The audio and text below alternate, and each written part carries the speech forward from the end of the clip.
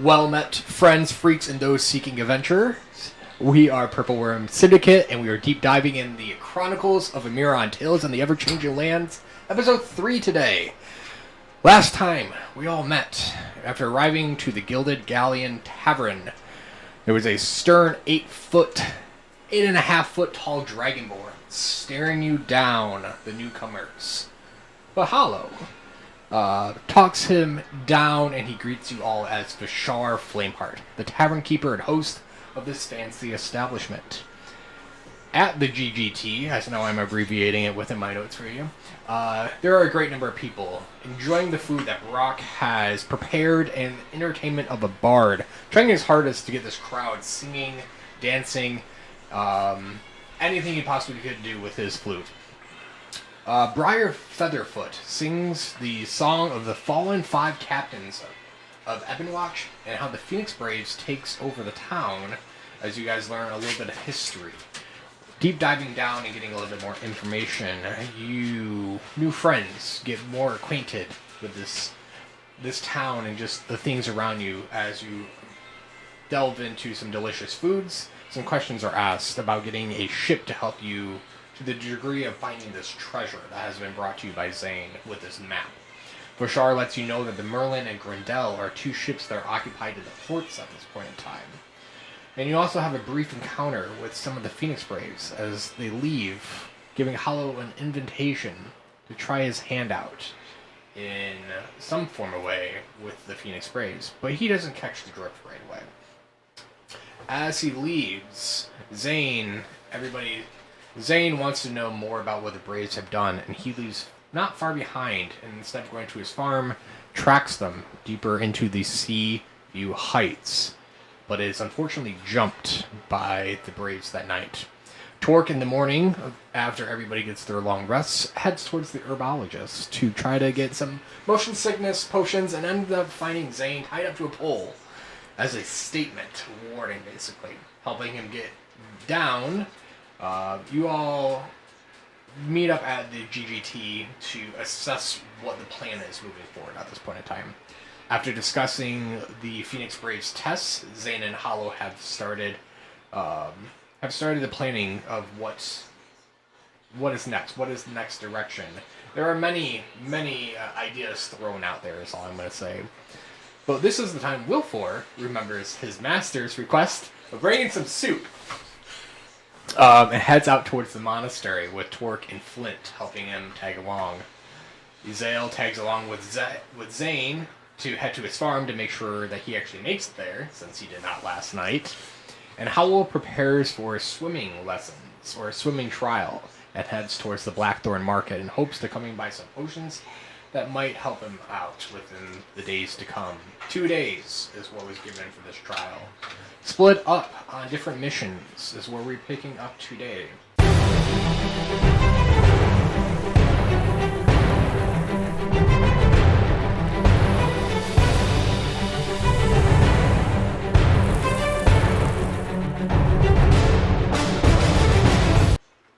I have 1, 2, and 3 basically in party situation. I have Hollow by himself heading towards the Black Market. I have Zane and Hezilleon at the farm, and then I have Torque, Flint, and who am I forgetting? Wilfor. I'm still doing it. At the monastery, which I'm going to just kind of jump over to this little map over here for y'all.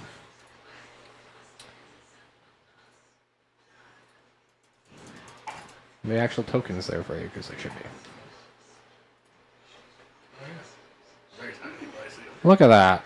Little tokens to give you guys a little indication of where everybody's got that on this map. So, who wants to start off group-wise? I will honestly let you guys kind of talk it over, just get some information out, as we can jump anywhere within this story we can. So, you want to roll a dish for it? Sure. Also, Alright. I just want to mention something. I was re-listening to the episode, and I realized, we were told the currents are really rough? You know who told us that? The guy who lied about everything else. So maybe we should get a second opinion on that. That's a very valid point there. Well, while we're splitting, we should try and gain some information. I just picture us standing kind of like together before we embark, basically. Just a few things to cover. Yep. So we need to get information about boat travel. We need to figure out the hours of operation. If it's going to coincide with committing arson, we need to be able to know how to get from the tower to the boat out of here. So we need to establish a few contingencies. I mean, we do know it's going to be me and Hollow already out with the braves, so I believe the four of you guys Get the boat ready. And burn down if we have to. the monastery, yeah. If that's the plan we go with. I'm still on game for it. Okay, I know you are, Zane. By the way, there was hesitancy from other people. We can come up with other plans. You guys live here, and you feel the ones that are suggesting to burn down a building. I mean, It's how an easy is it abandoned- gonna be to get caught for it, you know? We live here, so we know it's been abandoned for years. You ever been to jail before? Yeah, I deal with it.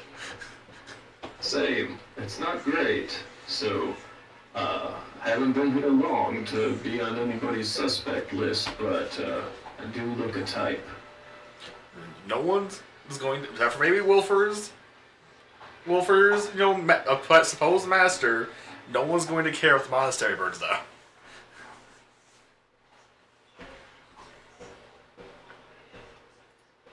But again, it's still open. We have like a day before we need to like lock that plan down. So think of something else if you don't like it. Fair enough. We should probably scope the joint, right?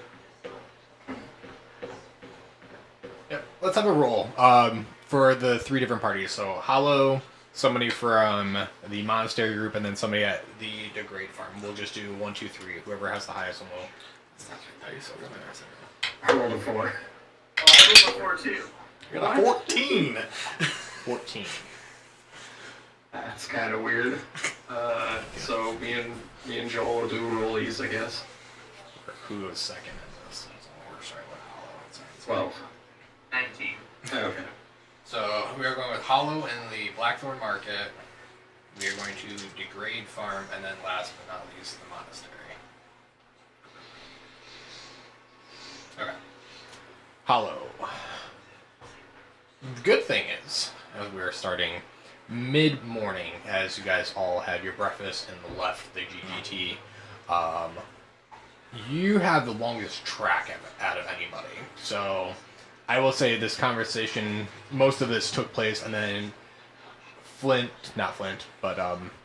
Zane and Nizel went north just a little bit towards the farm. And the farm is a little bit, it's not too far away from the actual tavern, but it's a little bit more traverse-wise. Well, you guys take the main road towards the Crimson Shore Plaza, basically, by the giant beacon, and then they head north, and you continue west-north, basically. As you continue going through, you get to if you look at this map kind of thing, there's giant stone walls on the outside that holds and separates the city.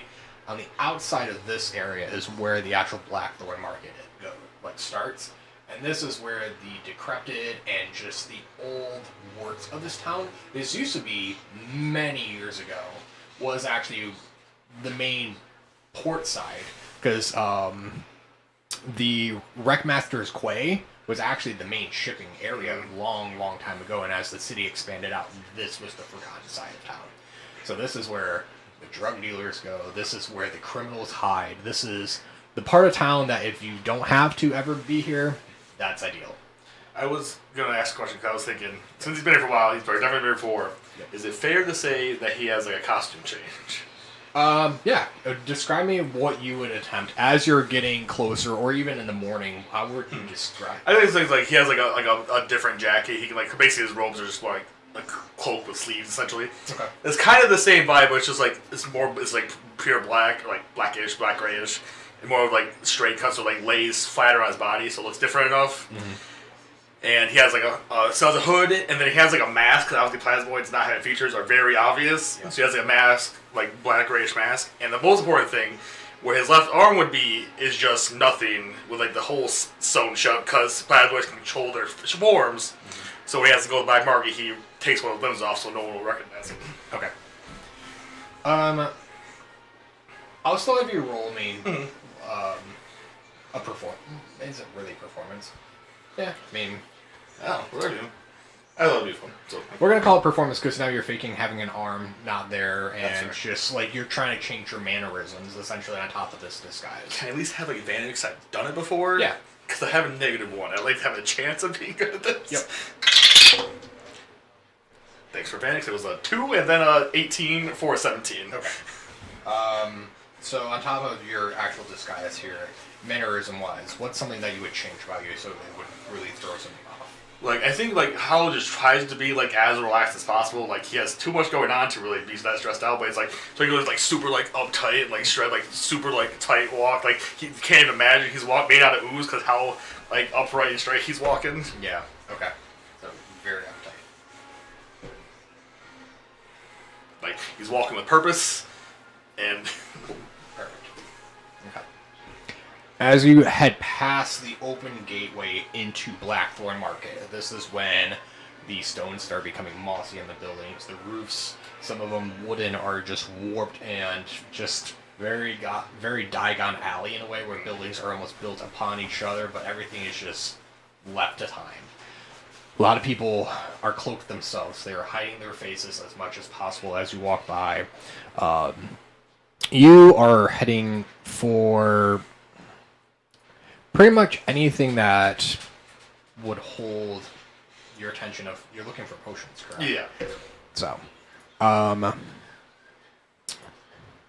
water, basically. correct. Also just... Yeah. So, you're looking for basically what is known as long blossom potions. Yeah, long blossoms potions. Where you are hoping there is normally, we'll call her an acquaintance that you've known. You know her as Miss Welsh. And she is one of the suppliers around here. So as you are heading there, I will say you are heading down the side streets of the market, where you get to... I'm going to just flip the map a little bit. It's just you and one other individual in this street as you're heading towards Long Blossoms Potions. A halfling kind of stares you down. Even with your disguise and stuff like that, he will just try to stop you as you're walking by. Hey, man, do you mind? Absolutely. No. And he is grabbing, like, the side of you as you are even walking by. Immediately bash his hand away and just, like, death. We can't see it in my face, but, like, death stare at him. Yeah. I was just... Man, I just needed a hand for a moment, and that's all. Why are we being so haste? We both know where we are, so tell me what you want, and I'm probably still leaving. I was just wondering if you've seen Tara around.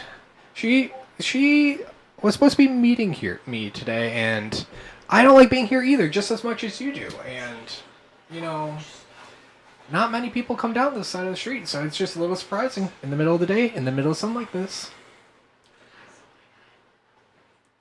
What I'm doing here is none of your business, and I've never seen... I don't know who you... That's that. I already said I don't know who your Tara is. Okay. By all means, be on your way. I have nothing else for you. Grawl. Ikibe. And as he says this, a little tiny pseudo dragon comes up from his arm and spits out and like jumps out at you. I'm gonna have you roll me initiative All right. as you are being attacked by a pseudo dragon.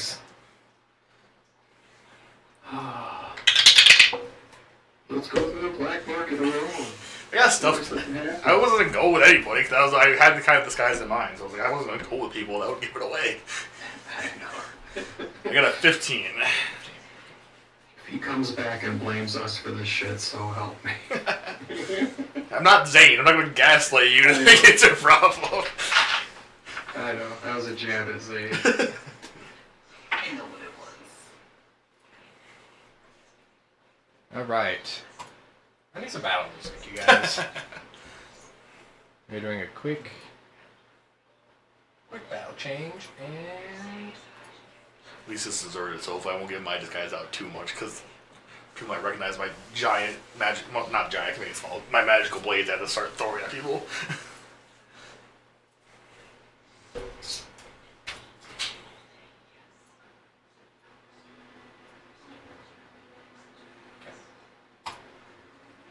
You're the only one who gets into a fight, the barbarians are gonna be pissed. I won't be, but the barbarians will be. That's fair.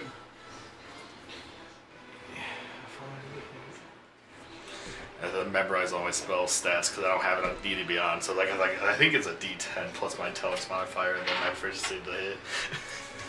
I'm not gonna lie, dude, I'm so spoiled by D&D Beyond. It doesn't exist on there, I'm not playing that class. Class is just so cool. I almost went to like a poker. There was like a poker class on there where you make poker hands to do special effects. And I was like, I almost did that. But then you're also doing a card guy, so like, nah, I'm gonna do magic swordsman. I will say, because it was a surprise round from him attacking you out, it was a sting attack he was doing at you, but it was only a 7 to hit. It is a miss. So, top of initiative wise, we are a little bit closer. I'm gonna move you a little bit to the middle. Wait. And a half in pretty much here. But you're the top of initiative here. Alright, so like dot out of the way and just come up with like a. We're trying to make it smaller than usual because we kind of covered it, but like a small, like almost like forced dagger. Try to like quick dodge and chop through this pseudo dragon. Yeah, pseudo dragon.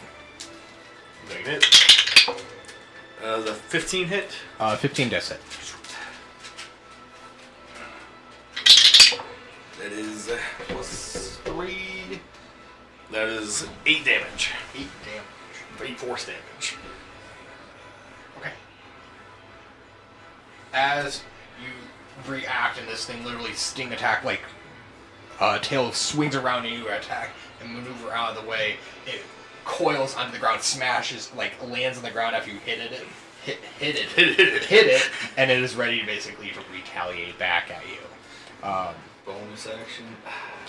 Some of the shield was like smaller than usual, more like almost like a arm guard at this point, trying to keep it a little more subtle. That's all I got for my turn. Okay. The halfling that just grabbed and has this dragon come out and attack at you, he pulls out a short sword and he's just like, "Don't you dare think you're getting out of here!" And he is going to swing once at you. 17 to hit. Just hits with my shield. 4 piercing damage. Alright. And the dragon flaps back up and does a bite attack at you for a 12 to hit. That is miss. Okay. That is both their actions as they are holding their ground. I'm going to move him just on the other side. As he bites, he's lashing out a little bit farther away from you. So they're kind of surrounding you. Yeah. This dragon is very tiny, though, as it's like lashing out for you. But you are up. It's like this, I go where I want, and then I stab the dragon again. That is a nat 20 to hit. That's going to hit. 2d10. That is 13 damage. 13 force damage? Force damage. How do you want to do it? Just cut that snake right in half. It's like grab him with my other fist and just go. Pow!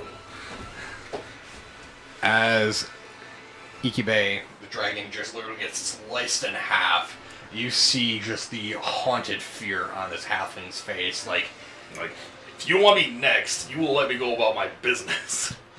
Jesus Christ, man. He steps back, holding his sword out. Fine. No more bloodshed has to be done today. But I just wanted your help. That's it. You have a very strange way of showing that. He's gonna put his sword back into the hilt, throw his hood up. You won't see me alone next time. Just know, she always knows where you are. So does most of town. Huh. And then he walks away from you. If you allow him. Oh. As he walks and puts his sword back into his hilt, throws his hood up, it almost turns into a quick run. And he stumbles for a split second. And as you look and see him running away down, you can see him dropping something off of his person that he's not aware of. And just keeps on going. Oh, well. It's like, wait a little bit, make sure no one's coming. Just like, walking very casually, just like, shoop. And then, what is it? It is a small, it's a small leather bag. And as you open it up, there's a little bit of coin in there, but there's also a crumbled up note. As you pull it out, are you pulling it out or are you going to keep it in there right now? I'm not going to pull it out right now. Okay. I don't think that's a good, I don't think I would do that. Perfect. I'll hold on to it. I feel like the jingle of coins, like, alright, we'll check this out later. Okay. Two Long Blossoms Inn, which is a couple blocks away. You are able to dust yourself off, enter into this small establishment. It is dark.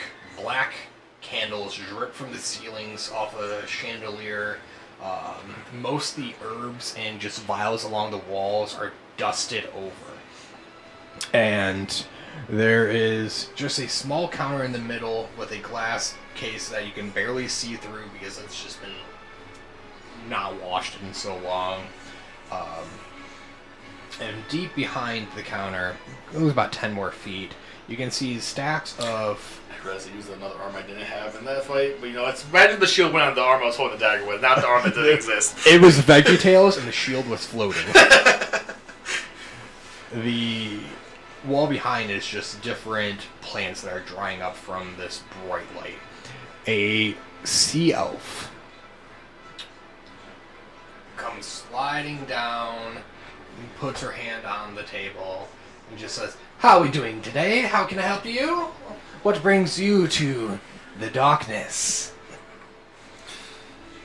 Well, I was hoping to locate a couple products for my underwater excursion I have coming up.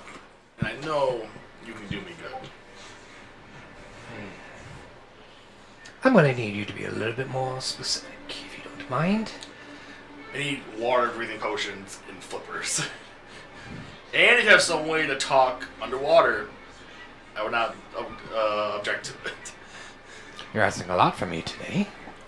I have the money, I'll pay you.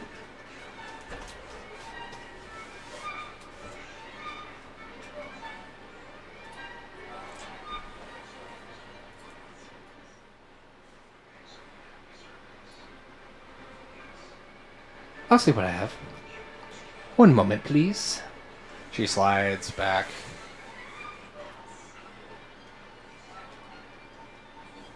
Couple moments as you're standing there.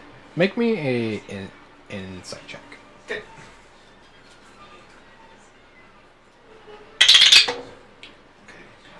I don't have great insight. Plus 0, 11.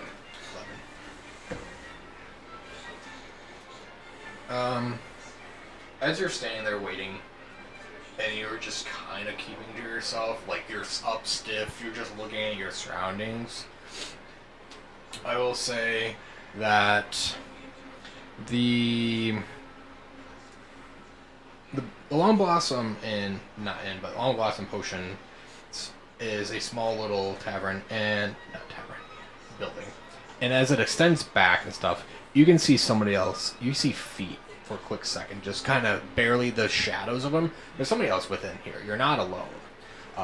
And as you notice this, the sea elf that comes back after a moment, she seems a little off, but not that much that it would completely worry you based off of the people around here, I'll say. Okay. So there's somebody here, but she's not acting that weird. correct. And she slides back over and she lays out a tray. On the tray there are 2 small vials of a clear sea green potion. Very small vial. There's 2 of those, and laying next to them is this dried up green, almost like seaweed-like substance. This is what I have for aquatic sports, we will call it. I can imagine what the potions are. What's the seaweed? Oh, this right here is Gulamaze seaweed. The tridents around here sell it pretty often, and they claim that this is the way they have conversations in council underwater. One injects and eats this, and gives them wood underwater. Small talk.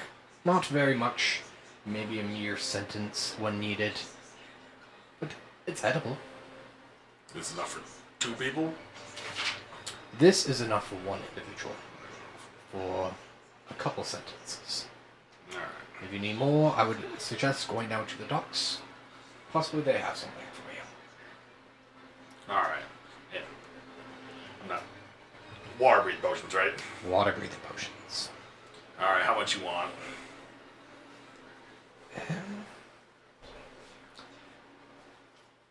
For everything,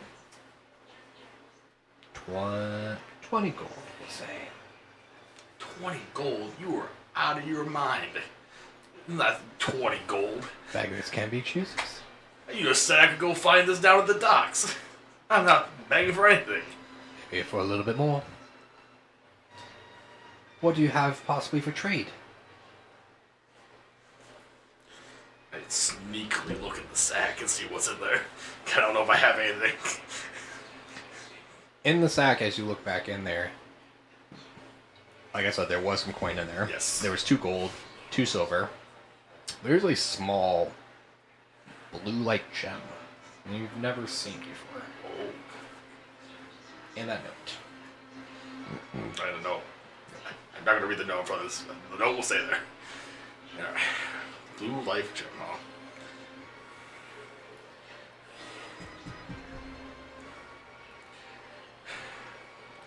I take out... Do I know the worth of life gems? You roll me a history check. Okay. It matters how I'm going to interact with this. 12 plus... the history thing? Yeah. Plus 5. So, 17. 17. This isn't actually a life gem. It's just a blue sapphire, but it's a small blue sapphire. I would say with... Did you say life gem? Was I imagining that? You just said gem, didn't you? Yeah, I just said gem. Blue sapphire. Whoops. With the right person, I mean, if you went to actual, like, gem, like, stone, like, you probably could get 25 gold for this. It's a solid pure. And you've dealt with some material like this before, but it's not your highest trade or like what you actually seek after. So you can make a well-educated guess that this is worth a good coin. Alright. I slowly pull it out. I'll trade you this, and so it was like 20 gold. That's probably too much money. 20 gold, 10, 15, and a 5 gold and change with these 3 items. Set it on my tray. She'll spin the tray and potions towards you. And she takes the gem, This shall suffice, actually. And holds it up to the light, and as she does, you can actually see it just quiver with a little bit of a white ore on the inside of it. It's a very special sapphire you found here. Almost like it came from the sea. Do you have more of these? I do not. But if I find any more, I can make sure to get them to you if you give me my 5 gold I asked for. Oh yes, not a problem. I shall slide 5 gold over towards you. I can pocket it. What is it? This right here is something of old magic. Have you ever heard of the moon crying? Have I? That sounds familiar. There is a tale that on the saddest days, when the moon doesn't rise, it weeps to the sea, and its tears fall. When its tears fall, it makes small gems like these. Bigger sizes are worth more, of course, but very hard to come by. This right here is the moon's tear. That's what you're saying. I didn't get enough for the trade. I'll respect our trade. We agree. Moved on. It's my fault for not knowing. But next time, if I bring anybody more, I'm asking for more. Please, if you find more, I would gladly take these off of you. Alright. I'll take myself. Until next time, Mistress Welsh. And walks out. And with that, we jump away from Blackthorn Market.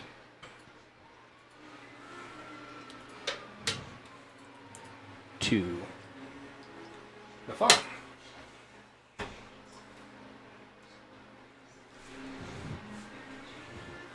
Zane. Zale. As you guys travel up north through the streets and the rocky terrains almost begin to hill. They hill up and down. There's a little bit of a beveling rock on this side, and then it plains out. The fields open up, and you can see the outskirts of the trail that leads up to the Greats Farm. What are you guys talking about? What is conversating happening as you head into the farm? Well, we seem to have made it here without any kind of conflict. How Yeah, disappointing. it seemed a disappointment. I knew you wanted to fight, but I mean, if we do follow out this awesome plan, There will be some of them. there will definitely be people for you to fight if we burn down the monastery. Very good.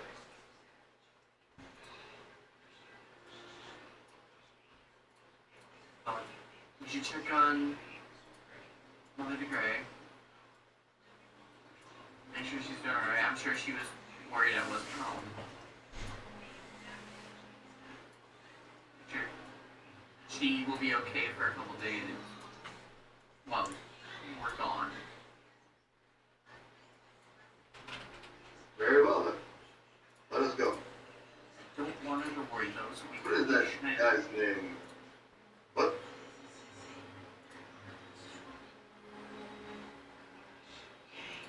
Probably shouldn't what? Probably shouldn't mention what we're planning to do. Ah, yes, very. Hush, hush. if you will. I don't need her worrying.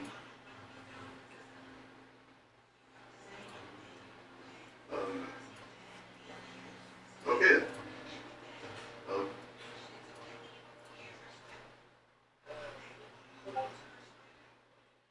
Just letting you know for anybody else. Yeah.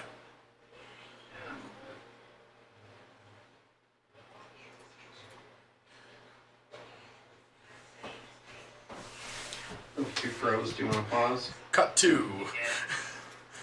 Pause. Back. Oh,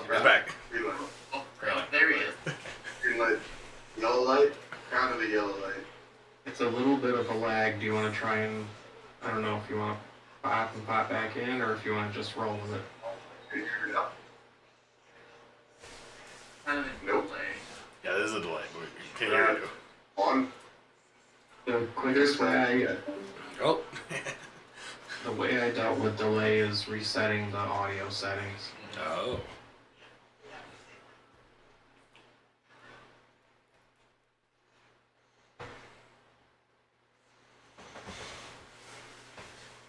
Watch Discord have had another update for him.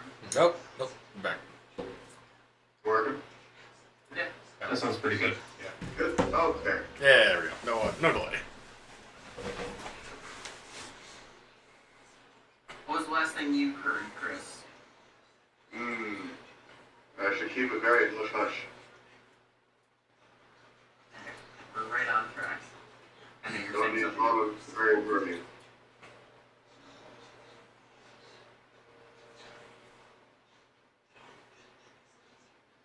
Open the door. Yeah, I will go. I'll open up the door, enter, and say, "I'm back home. Sorry for the delay, Mother." Derry, is that you? It's me. Ran into a bit of trouble last night. Oh dear, let me see, are you all hurt? Oh, no. You have a mess of a hair, oh my gosh. She's like starting to like try to fix her hair a little bit. You had me worried, I thought you were attacked by hyenas, you know? Oh, you brought one of your friends again with you. I'm sorry, my dear. He was just tagging along, making sure we got back without any problems. Oh, that's so kind of him. I do have to say, though, something weird happened in the middle of the night as I was waiting for you. What happened? The window, it kept on tapping. Tap, tap, tap. And I go to it, and I see these beating red eyes and this bird just hanging out there and then flew away. And later on in the middle of the night, it happened again. And as I look out, it wasn't alone the second time.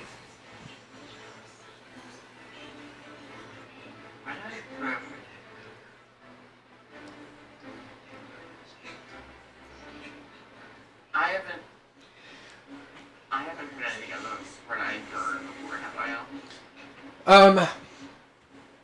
If you want to make a, we'll call it nature check for me. Yeah, I can do that.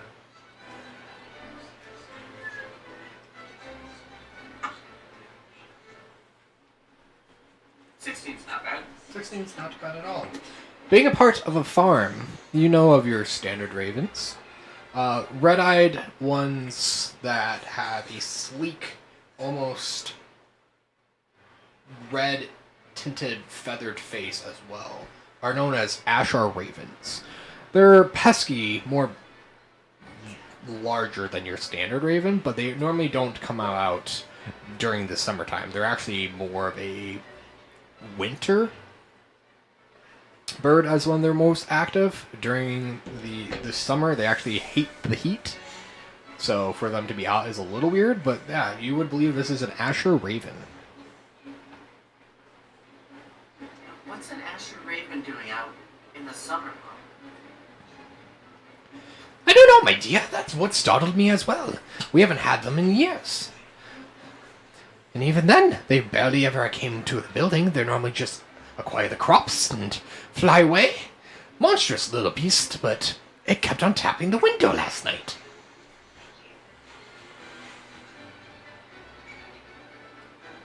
Well, at least it's not. It has good manners. Like it was staring at me, though. It was startling. I don't mean to scare you, my dear. I'm sorry. What was it? I mean, I'm glad that you, like, hugged you hard. I'm glad you're home, but... Were you needing something? Do you need a meal? Are you hungry? Oh no, I'm okay. We ate at the Galleons. Me and the other friend used to eat. Oh, you always have room for a snack, though. Let me go get you a loaf of bread and some butter. Come on, I'll treat you. A lot I'll say, well, you grab them. I'm gonna go and see something on by the window with the ravens were pecking. Okay. Hezilleon, would you mind taking one with me for this? Of course. Of course. And we'll head around the house to the outside the window.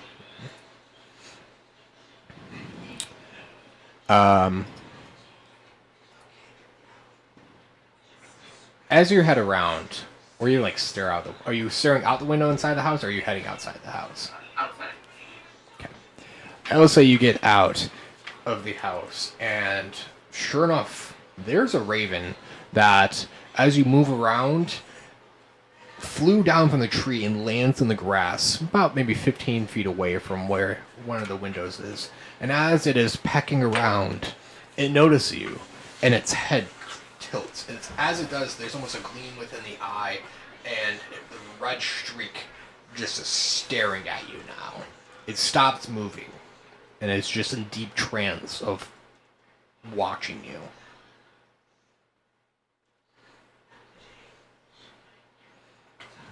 Is that the ass hair raven? Yeah, that is. Yes, the ass hair raven. I know. I heard ass Yeah. there. Yeah. That's funny. The ass hair. The ass. Ashar. Because you guys are in the Province of Ashar. It's an Ashar raven. I like ass hair. It's pretty funny. Ass hair is hilarious. I'm going to look very into like a little mid lines. Damn it. You're gonna have to write that one down for your vicious mockery joke. Oh, you think I haven't? I'm gonna just staring at this raven. Mm-hmm. I'm going to like try and see if there's anything around it that would cause it to be pecking at stuff. Like someone purposely baiting around the windows to try and like use it as fear tactics or something like that. So you're getting closer towards the window and stuff like that? Yeah. Alright. I will say, as you move closer, the second one drops out of another tree. And now, they begin squawking at each other. Like they're communicating.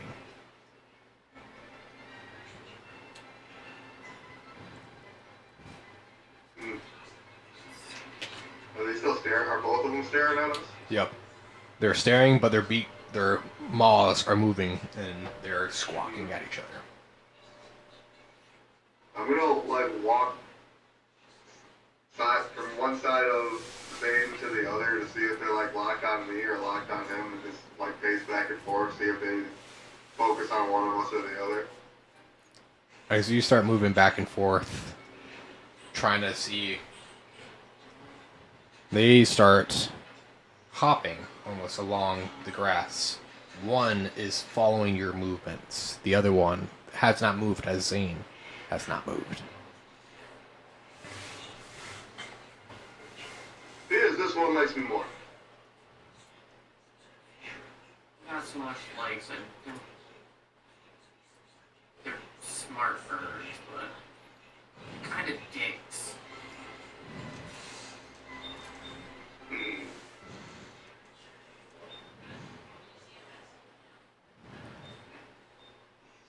What if I try to pet the bird?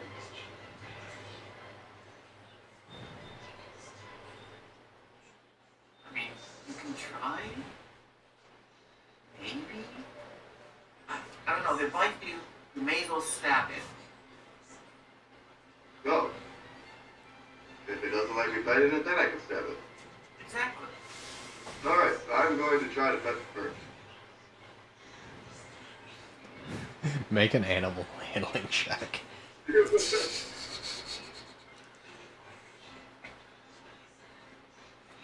yeah, let's go with that +1.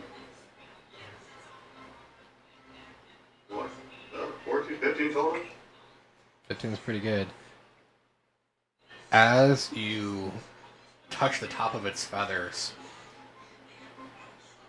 its eyes still staring at you. It turns and kind of like turns and fluffs up one of its wings, but it doesn't mind, surprisingly, as you are touching it. Its mimic cry, as it is communicating to the other raven at the moment, squeaks out almost like a small person's whisper of "Lost! Lost!"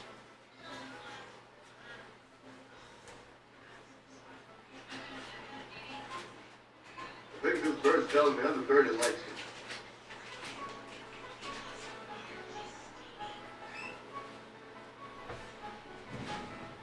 You try and touch this one, but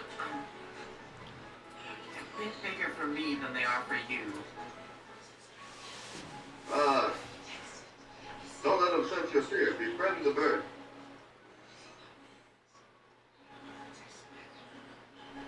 I'll attempt to befriend the bird. I'll dig in my bag and pull out a piece of bread too. Okay. Bribery. See. Depending on how you want to do this, if you're trying to hold out some of the bread and basically comfort the animal, it's animal handling. If you are just holding it out until it reacts based off of your reaction and pull the bread back and just that way, it would be like a sleight of hand. So you have to kind of tell me what are you going in with this, or are you deceiving the bird based off of how well are you with this animal? We'll be honest with this bird. We'll try and comfort the bird with the bread. Okay, so animal handling check for me.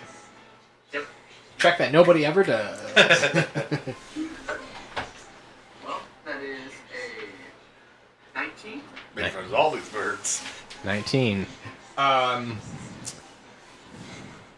19. I'm gonna move this one here, and you guys are pretty close to each other, I'll say. This one is eating at the bread. And as it does, it will call out to its friend as well. One word, very high pitch, almost childlike in a way. Lost! Lost!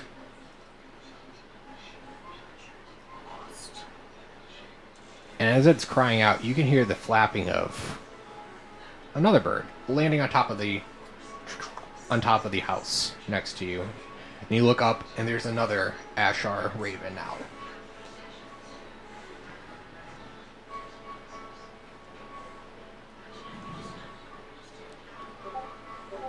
We have more friends. I'm speaking directly to the bird. I'm gonna say, 'cause I know they understand small words. Correct. I'm gonna say, Mine? lost your home.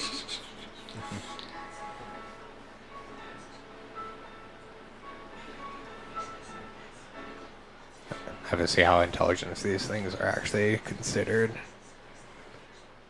But not bad.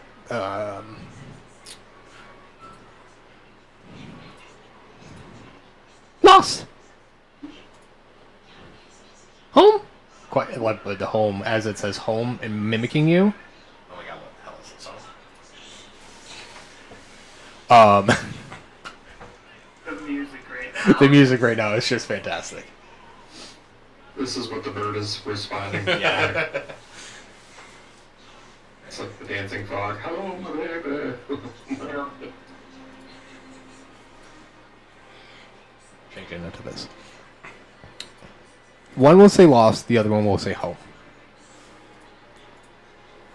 Not in unison, but one is now repeating, lost, lost, lost. The other one will say home, as close as you just said.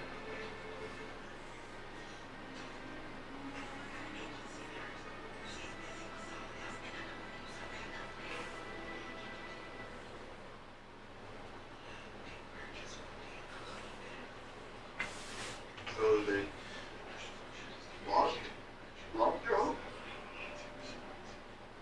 I also lost mine, but I understand.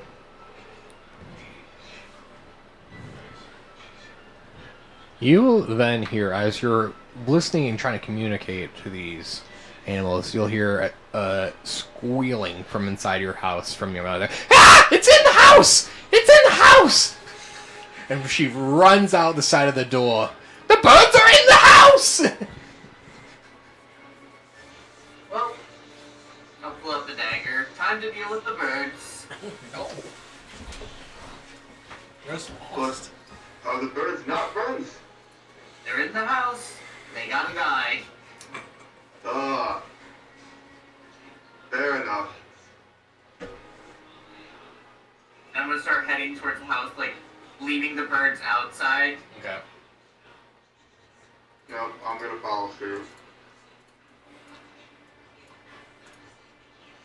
You open up the door, and now there's two birds flapping inside of the house, knocking over the dishes on the table. One is, like, picking at some of the bread loaf that was left out that your mom just said, "Get it out! Get it out!"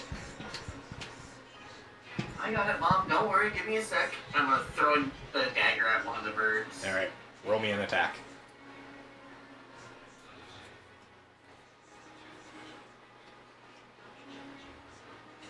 13? 13 hits.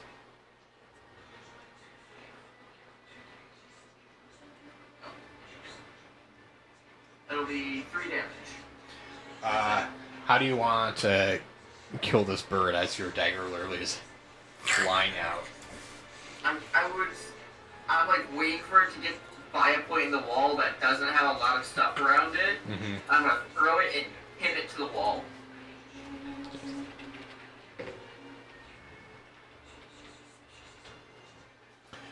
Literally, bird hits, and as you do so, the other one and this one just back. Pinned to the wall. The other one jumps on the table. Its red eyes stare at you now. Enemy. Enemy. Enemy. It starts saying over and over. And I'm going to have you roll me initiative. Oh, beat up my birds. Birds. Kill the birds. Kill the witch. Kill the beast. What? I know. This is because you fed them bread, which is not good for them. It's not because you threw a dagger. I just want to point that out. I know bread's not. Oh, it's. They're magical birds. They're fantasy birds. Just need to get that public service announcement out there. Please don't give bread to the birds. No breads to the birds. Feed the birds seeds. It's seeds. Alright. What did you roll for initiative? 15 for me. 15. I have 18? 8. Alright. Hezilleon, you're up in my initiative order. Alright. I'm gonna look at the glaring angry bird and like look at Zane as I'm like pulling out my kunai. It seems to have aimed at the assets, and I will throw my kunai at the other bird that's inside. Okay. Did you follow him then behind? Towards the door? Yeah. Zane, I'm gonna put you in the house. I'm gonna have Hezilleon, you come up right behind. This one's technically on the table at this point. Mm. Mm-hmm.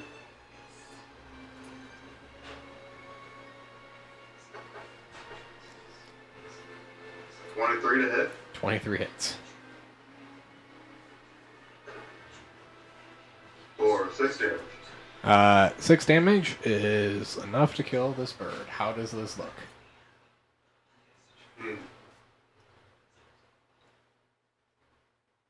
I figure like while it's just sitting there like squawking at me, I whip the kunai at it and have it speak, and the kunai just goes right inside its mouth and out the back of its head. Oh my god, so brutal, you guys, to these birds.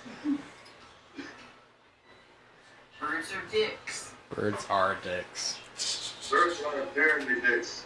Apparently. Okay. Got dinner for tonight, though.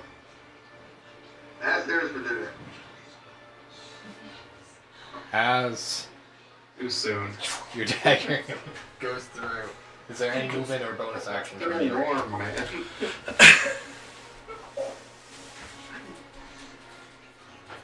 which Zale? Movement or bonus action from Hezilleon. Are there any more birds inside? Can I like hear any of them? Currently, no. Then I will move back outside towards the birds that we befriended and betrayed behind closed walls, behind closed doors.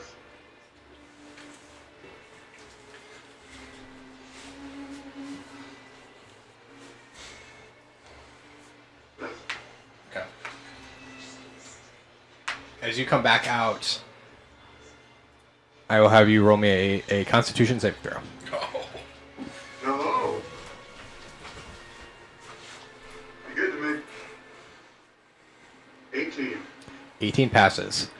These eyes, as you come around the corner, open up wide, and you can see deep inside this skull, basically, for a second. This is paralyzing gaze, as it attempts to basically lock eyes with you, and you quickly shift just in time before you would have been paralyzed by the staring of this bird. And as it's holding still, you're able to quickly swipe away basically the locking mechanism of this stare from this raven. This one's jumping through the window. Literally, Zane, you look over and the window shatters next to you. This raven lands on the ground next to you. It is cawing now. Enemy! Enemy! And I need a con save from you. Uh-oh. Zane's getting paralyzed. It's gonna be a whopping 11. I'm a bard. Zane, you catch one eye, two eyes. Now they're both staring at you. The redness opens up, and you just feel your muscles tighten up, and you are under the paralyzed effect condition, as you are now basically being held there by this bird.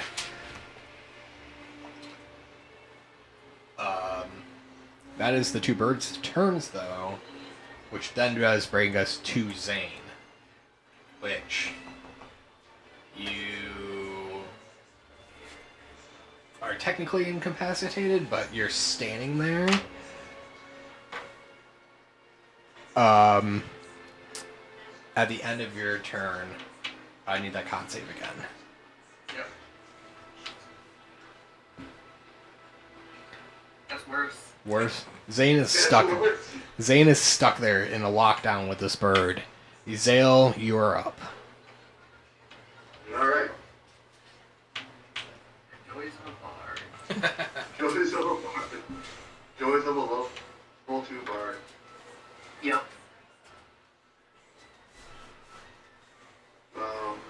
You're not jack of all trades I yet. guess I'll just go play it out. I forgot to have my kunai come back to me, but I feel like this bird is asking for it because it tried to paralyze me. So, no, actually, I kind of just want to hold off on this still.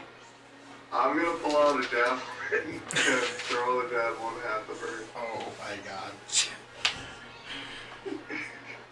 Bird skewers tonight. Yes. I bet Brock would buy them off you with the Gilligan. Probably. Can't wait until Rizal tries to convince us to eat ass hairs for dinner. You go over to yours. It's gonna have. Wait, hold up. You're Alright, throwing a javelin and a half gas air bird. Good. 22 to hit. 22 hits.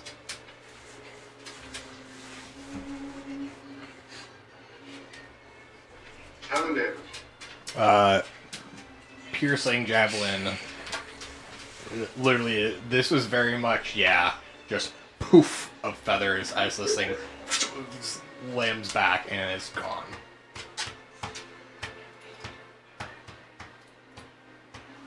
Who can't move now?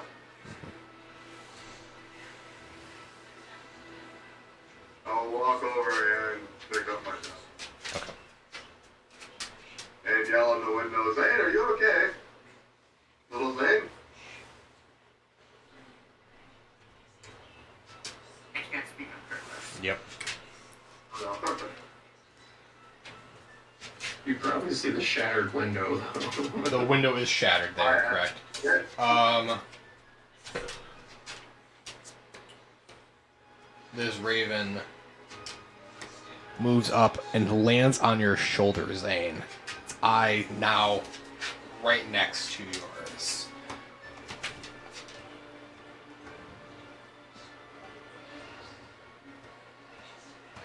Morden lost. Morden lost.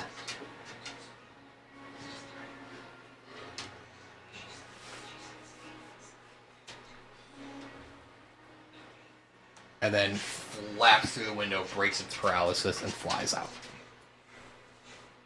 Lands on this tree next to you, Zale, for a split second, and is now just sitting there. Zane, you are free to move.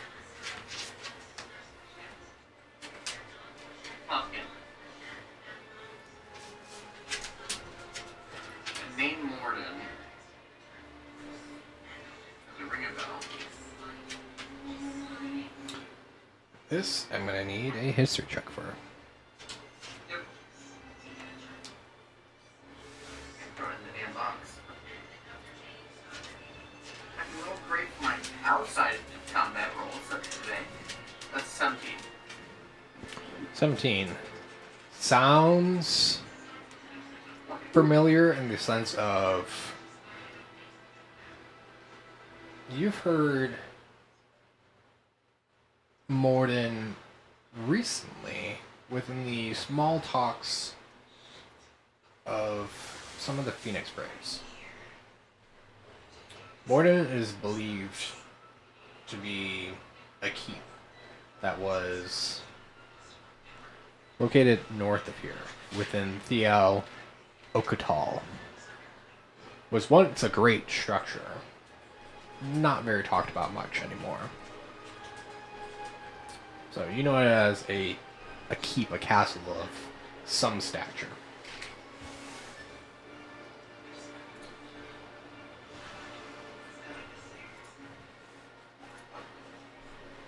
I'll step outside. Don't kill that last one, Gale. Birds are friends again? No. It said Morden lost. Morden is a keep to the north.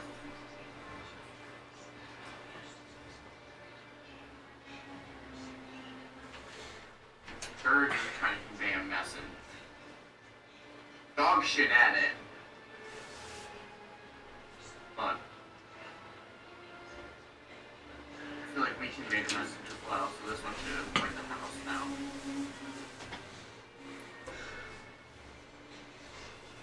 Well, I guess the first job is done.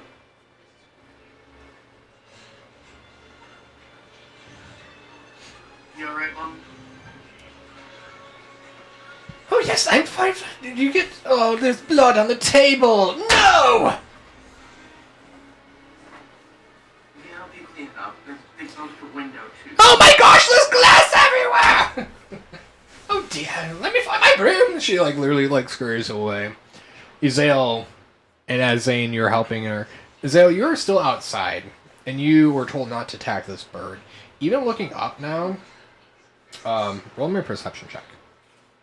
I can do such things. 19. 19. Looking in the tree where this one is hanging out on the branch, there's higher up now another set of eyes. You see another set of eyes. There's at least 5 of these birds hanging out in this tree, you realize. And you look over, next tree, there's 5 more. Tree over, there's flocks and flocks within each of these trees surrounding the house.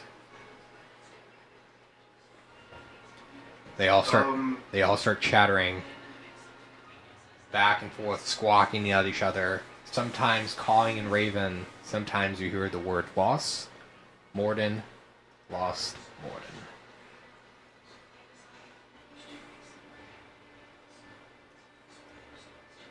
Did you lose Morden? Is Morden lost? And then I'm going Morden. to need a dex save from you. Oh boy. As flocks of these things just fly swooping down at you. Ooh. Be good to me. 19. 19. Dropping back, literally on the ground. 30 birds fly down. Black just covers over you for a second, and then they swoop off into the air, flying to the next tree that they can find away from the farm. As they fly away, I'm just gonna be like brushing feathers off of me.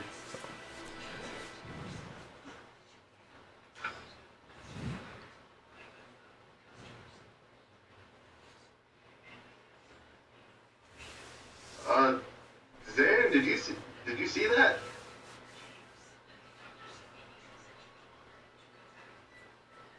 Yeah. I mean, I was a bit distracted with helping mom out, but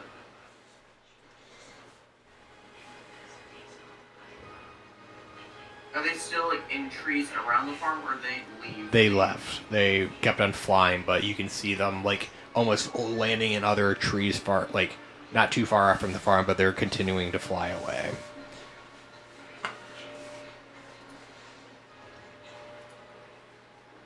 That's weird. Very strange. Well, why come here? I mean, Morden was Is it specifically for you? Morden was a keep controlled by the Braves. Are you saying We were Mo- probably- Are you saying Morden? Yeah, that's what the birds were saying. Oh, that's weird. Have you heard anything about Morden recently, Mom? Recently, no. Last time I heard anything over there was years ago. Your father made a trip up there once. I remember. They were saying Morden lost. Intriguing. Very ultimate. Ominous.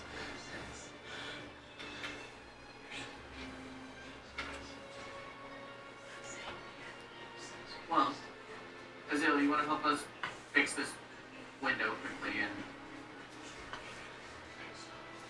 we'll enjoy the snack you were getting ready for us so that it didn't get ruined by the birds. I have another loaf. Don't worry. It should actually. Oh God, it's burning! And she runs in, runs into the kitchen and grabs it.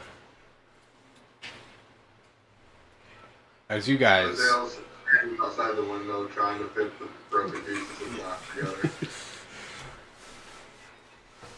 I will have you guys roll me just straight up like intelligence check of how to fix this window. See, that's not good. Yep. It's type. I'm straight intelligence, so.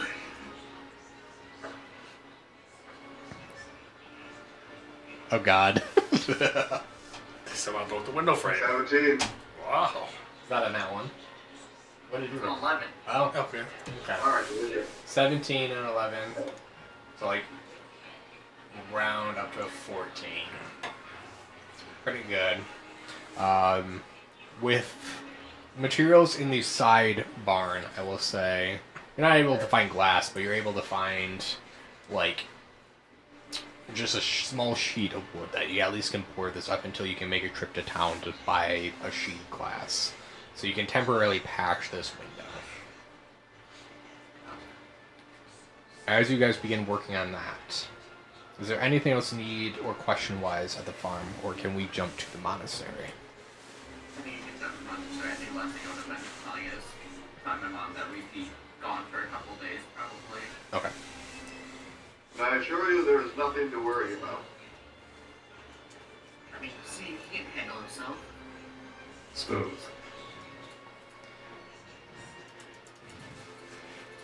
At the robes of Ebonwatch Monastery. When we last left you three, with soup on the ground. An ominous message of... Not ominous, but, a message of you ruined everything, basically. You have failed me. You are no longer my student. My pupil has been informed to Wilfer.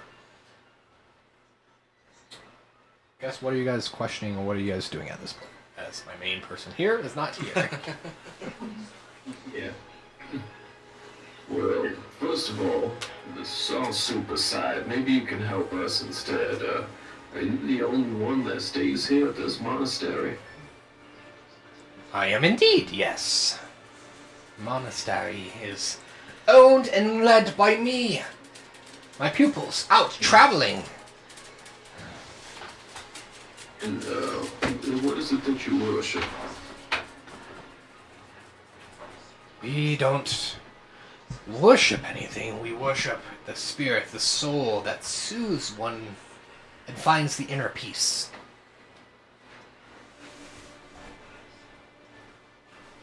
Big building. To be the only person around here, you mind if we have a look and, I don't know, just kind of getting used to the town here. I'd like to see this monastery and see what's, see if I get that same feeling you get from it when you come here, all spiritual and stuff, Persuasion check. Okay.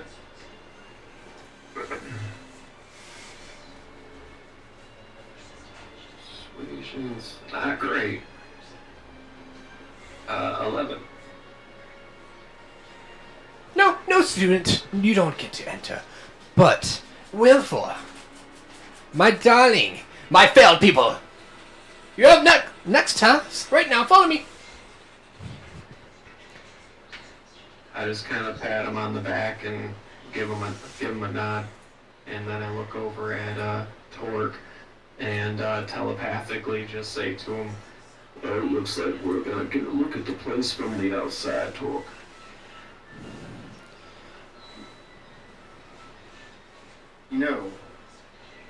Maybe there's something interesting in there. We definitely should get inside. Oh lady, wait, before you go, why don't you reconsider letting us in? As you see, I am a student of art, and monasteries are known for having glorious paintings, stained glass. You insulted me and you called me old lady. Nope. Leave. No. Leave now. But you are old and quite possible. I am 27 years young, why thank you very much. Looks like that's pretty old.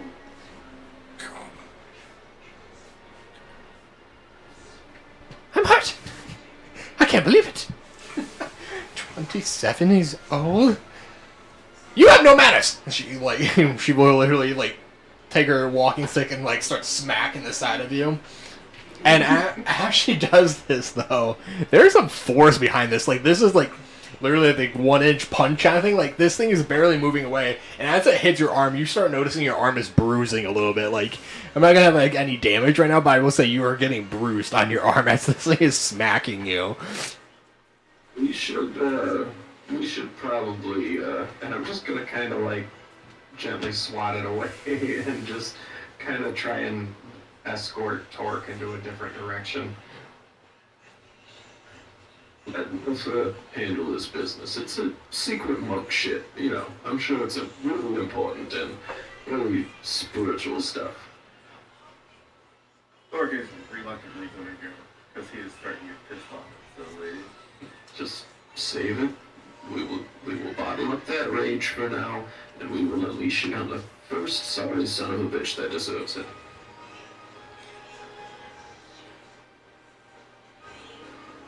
Well, as we walk away, Torque's going to kind of be like, so Flint, what do we do now? Before is getting this tour of this monastery that, well, eventually is going to get burned down by the others. I'm sure that there's some art in the alleyways that lead around the back of the building.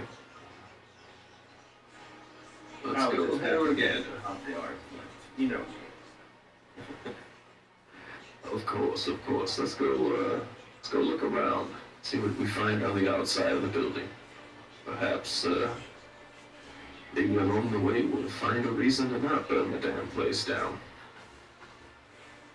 Sounds good to me. You know I'm not a huge fan of arson. As Wolfwar is led by Master Quillen Junk through the only accessible door towards the front of this building, you guys head towards the side. Along the monastery, it's a narrow alleyway. It is cobblestone over, and you can still see all the windows along the side are boarded up. You get to the back of the building. Once was a lower staircase down to some part of this monastery, has been boarded up as well.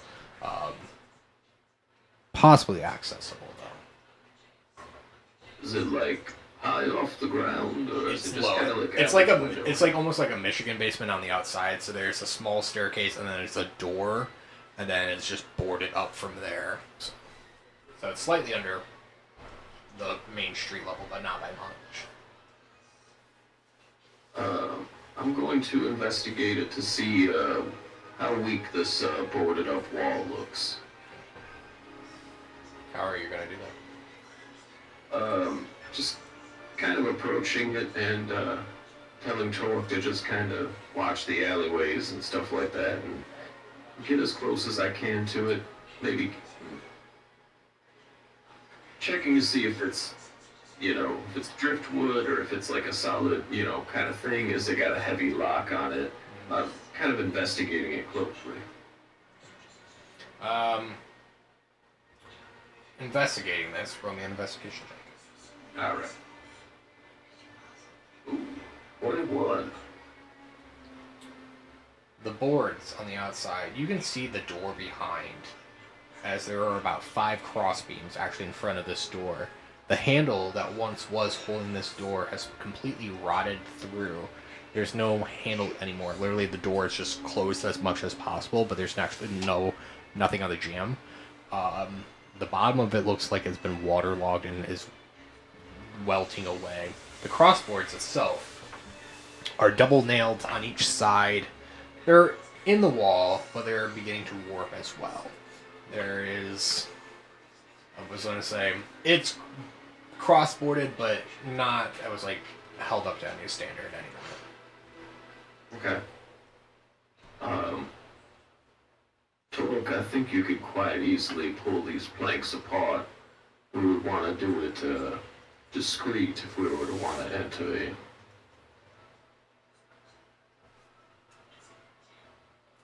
Well, Flip, is that what you want to do?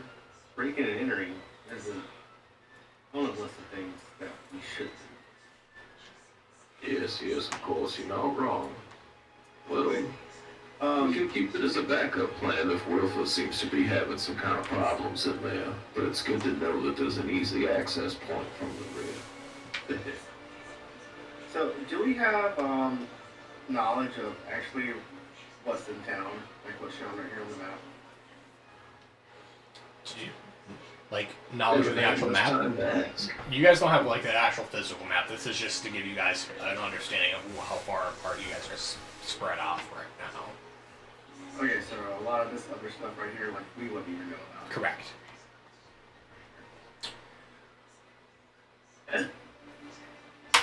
Well, Flint, it seems that we need more information, and well, if Wolfwar is going to be in the monastery with the old lady, well, there's nothing more we could probably do there. But I know you fancy a good book or two. Maybe there's a library somewhere. Oh, it's very, very thoughtful, actually. I often forget how level-headed you are amongst this group who immediately wants to burn down a building, and you actually would rather look for a book or a potion to help you with seasickness. I appreciate your talk. Let's go for a walk. I'm gonna kind of circle around the rest of the monastery, kind of just looking around for any other weak points or, stacks of hay, things that could potentially be flammable. You will notice some old, broken, basically, wooden boxes off to the side, thrown, discarded within the alleyway itself.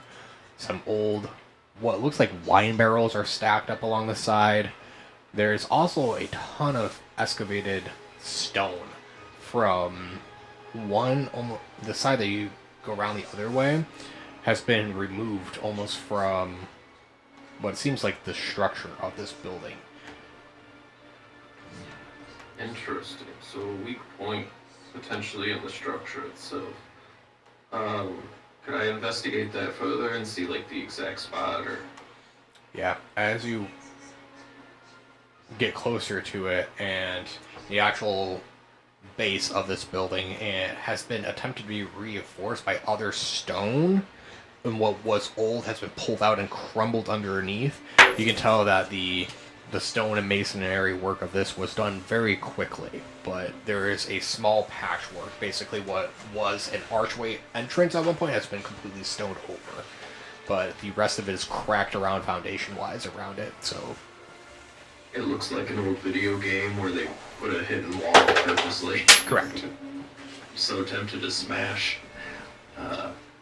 Alright, so I will definitely take note in my journal of this weak point as well. You need a inspector to come out and check this building. Definitely not up to code. And so I'll take this information and kind of just get my surroundings next with Torque and just kind of look up and down the street, see if we can find anything that would resemble a bookstore. You know, they have kind of a look, a smell, clientele. I will have you, before you move away from that structure, as you got closer to it, make an Arcana check for me.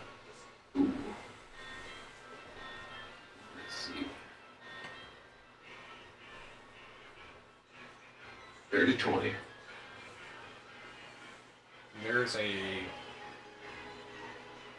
spell at work here. Ooh. Interesting. Something I didn't catch at first, Torque. There's some kind of magic involved here.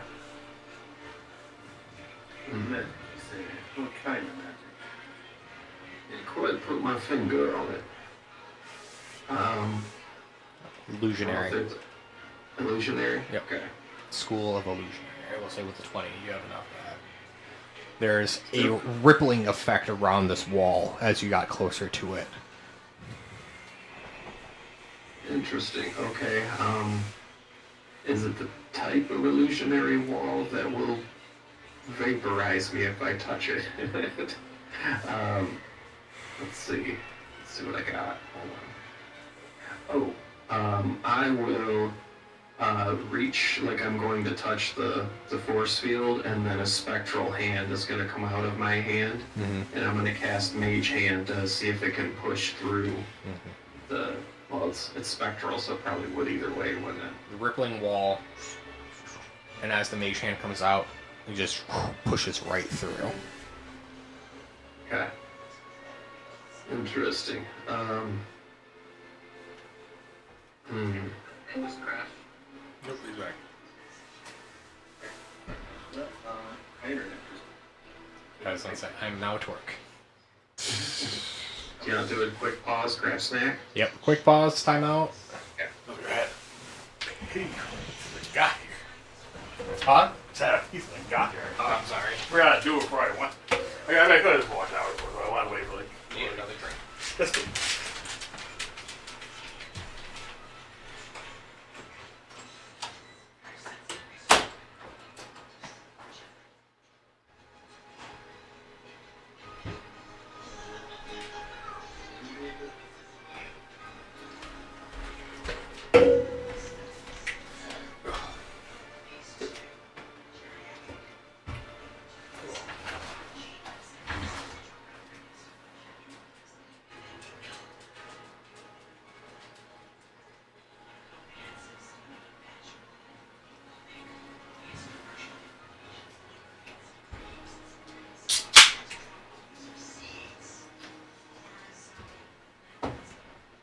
Everybody enjoying the session so far? Oh yeah, for sure. I'm having fun. I know the separating of parties sometimes, like story-wise, that's always fun, but I know there's long periods of times where you're not doing much as an entire group, so. We'll see. Kind of this Kamara from that little animal. I know. The raven. Nobody has to speak with animals, so.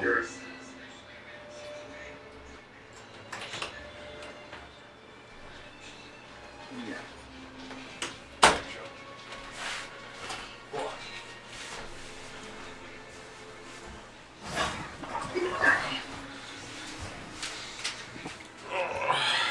I was totally thinking about tomorrow too when I'm just like, the birds are friends. No. That was my first special.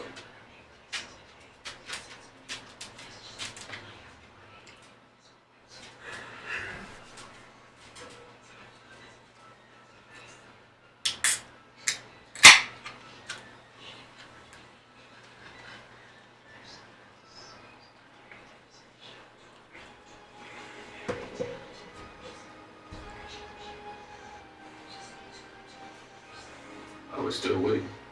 For Joel. Which I mean, technically, since he's not part of the story, we can continue. Okay. And then once he walks in, we'll go from there. But. I did miss the last thing you were saying, Aaron. I said my hand is knocked all of a sudden. Okay, so I was testing out using Mage Hand to go through this illusion here. Seems to go through. I know it's spectral, but it didn't seem to have any damaging effects. I'm gonna dispel it, and I'm gonna try and touch it. Because I don't have any way of dispelling it, so I don't know for sure if it's gonna cause me any damage or not. Nick's gonna stop you from touching it. He's gonna be like, let me do this. Well, by all means, I'll take a 5-foot step back. Of course, then you're gonna touch the wall. As you push your hand, put the hand on the wall, it waves around, and you can see the front, well, the back side of your hand basically wave in between and out of the wall as it disappears in front of you. And just keeps on pushing through. It feels almost like a jelly, like almost like jello in a way, like as you're pushing through, but it's not solid, and you just like are able to push through. Alright, I want to say that Torque would probably lean up on it like it was a wall, so he'd probably be falling. Yeah. He'd be like, oh, let's see, and then forceful little push and here's Torque inside. Yep. You literally, Flint, you see Torque lean on the wall and just falls right through it. Well, shit.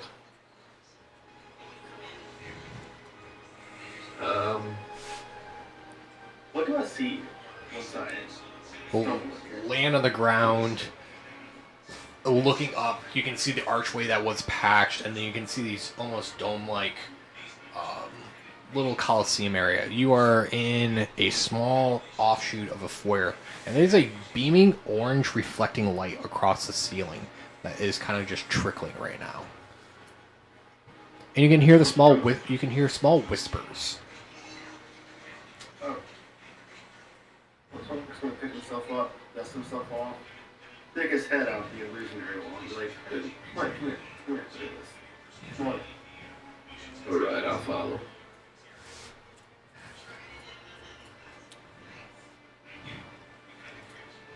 And I'll just take in everything that you just described and just kind of look around. I know that we're not really intended to be here, so let's not travel far in. I'll move you guys back a little. You guys are basically under this right now. And this was kind of what you see as you peek around. It's kind of good that Travis isn't here at the same time, but... You know, I guess we'll have to, see what happened next time. Yep, next time you guys will have the pre-hand of how this comes by. As you guys look around the corner, that orange reflecting light, you can see Wilfor on his knee, almost like bowing in a way, as Quillen Jehunk is hands out towards this giant orb on this pedestal, beaming out this orange or red light, just pulsating and swirling around the room. And there is just a small cantation of a chant from her. It is very low, but she is repeating just a chant in another language. I don't suppose it's anything I understand. What languages do you know? I know Common and for some reason Primordial. It's a great language. It is a good language. My go-to. Everybody always says. Orc does know Draconic, Giant, and Silver. Well, it's funny you know primordial. Nice. Because it isn't primordial. Well, it's I'm just sure not if I something. I missed think a it's choice of primordial. X, I have high intelligence. I don't know if I can pick more. I might have missed that, but that's the one I chose. It's what Travis chose to, that's why I had him. Gotcha. I think it was a Genasi thing, because I think they speak primordial just general. Yeah. It is primordial. So thanks for Nice. thanks for not really. No surprise to see it. No surprises at all. Oh, great sun that rises and keeps the faith, the world warm. Oh, Galen, we have not forgotten. Show my new apprentice the way to calm his soul. The way to keep inner peace. Let your ever-flowing energy. And as she's saying that, you can see energy start forming around her arms. Let my gift that you have given me induct thee into the robes of Ebonwatch.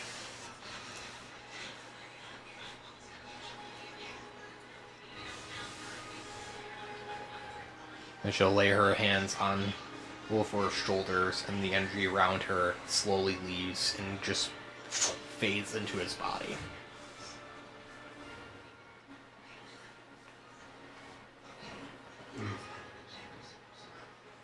And as she holds her hands on his shoulders, I see you over there. Show yourself. And she'll turn her head looking at you, towards your direction. Oh. Orc is going to just let the Clint and stay back here. Heal it through and Torque's gonna walk forward a little bit. Trying to use his size too to keep Clint kind of hidden in the back.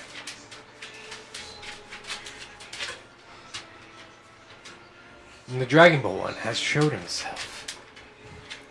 Where's the Genasi? The other one. He's outside. I felt through your wall. Your wall doesn't do a wall very well. I'll pull out a card and cast Produce Flame and just kind of hold it in a way that my face lights up from the flames of it. But I don't leave this area or the shadows, and just kind of let it dust up, dispelling it.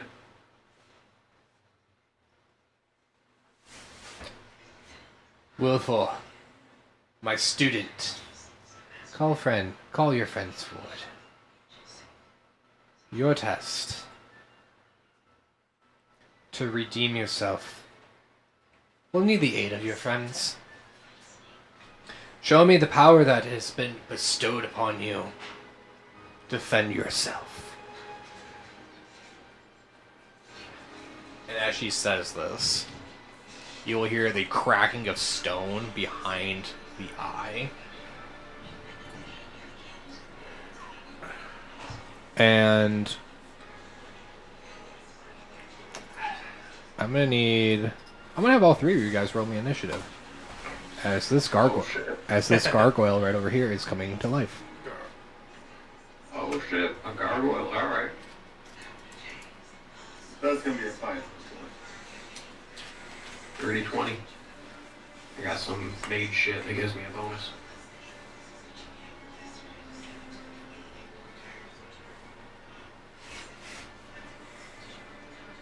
Somebody roll for Wilfor?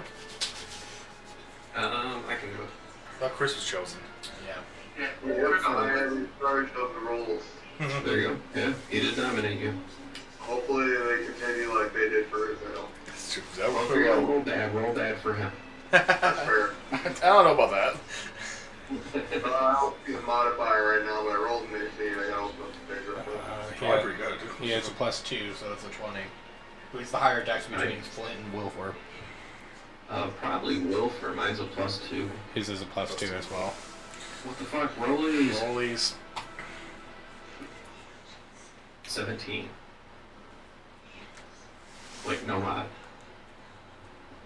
13. Let's go. So Flint's first. Alright.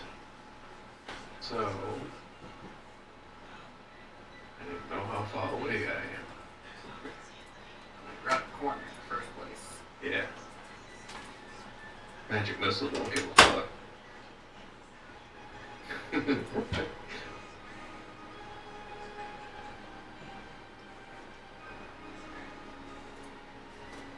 We need battle music.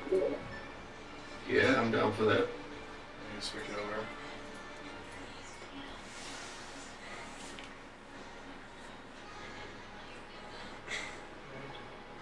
Jesus was very interested in someone ceiling. Yeah, she's so interested with the ceiling. For the ghost star. Oh. It's a very intense battle music, but it's kind of fitting. Find the hard darkness. Alright. Like I said, Flint, you were up first. And then one. Alright. Wilfor, and then the gargoyle, which worked last.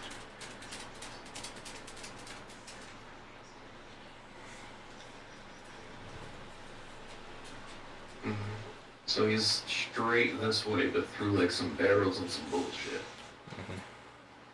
Alright. So I'm gonna move out of the alleyway. I got, what's my movement? 3 feet. 5, 10, 15, 20, 25. We'll do 30. I'll stand next to this torch and pillar here.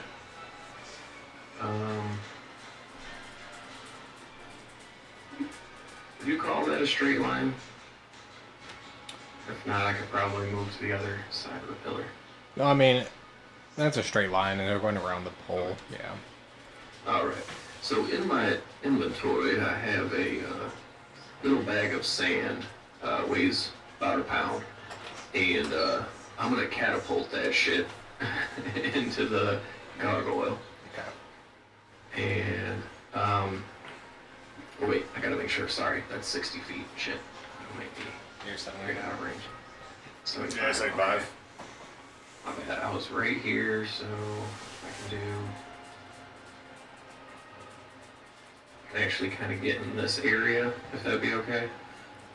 Sliding over the barrels. Maybe. if Do you that dude's hazard slide. if you do a slide, I'm gonna need a athletics or acrobatics check from you. Okay. Acrobatics it is. Come on, come on, come on. It's not bad. 17. 17. Yeah, cool slide over the barrels. Hell yeah. Alright, and then catapult.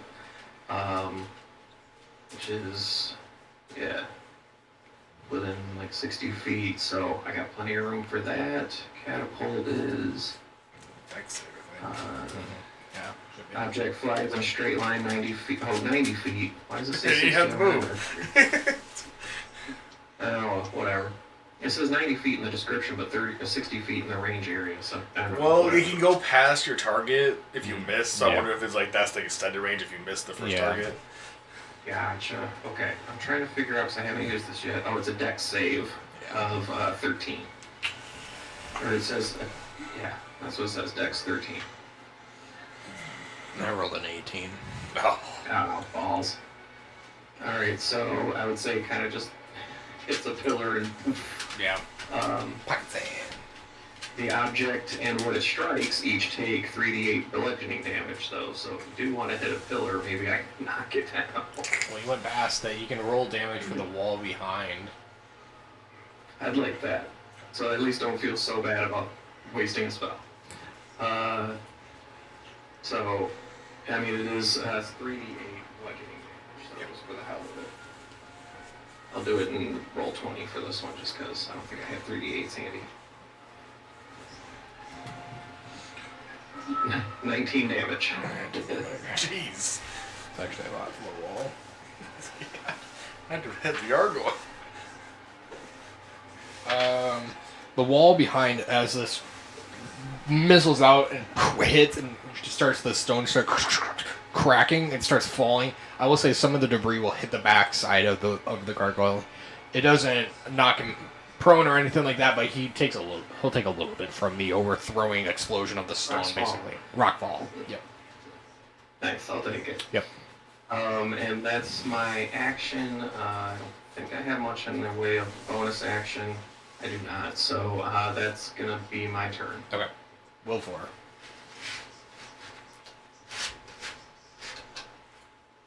Well, Mr. Level 2 monk, and it's away from me, so it doesn't do me much good. Oh. He has darts. I can throw a dart. What is movement? 40 feet of movement. 40 feet. 40 feet of movement. Yep. Yeah, so I was like step of the wind and stuff like that, like monk shit. Yeah, you go up like 80 feet if he needs to. Yeah. The bonus action. Yeah.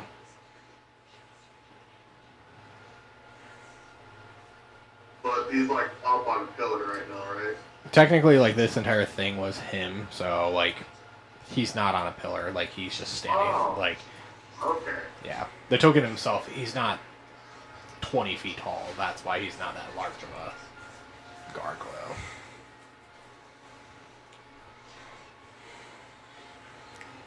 Unless you want me to make him huge. But yeah, no, this entire space is, like, was him when he was stationary. Oh. Still nowhere close to making it, so I'll give it a bonus action.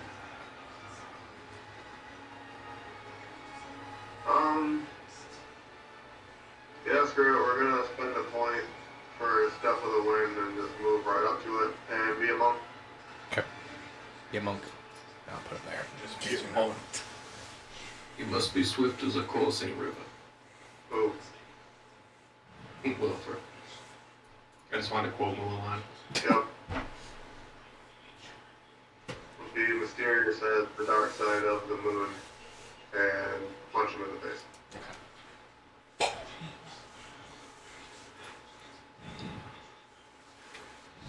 Because that's what monks do. Or they can use a quarterstaff. Yeah, I'll use a quarterstaff. A two-handed quarterstaff. Roll for that check and see what I get. Be good to me. And that's 11 to hit.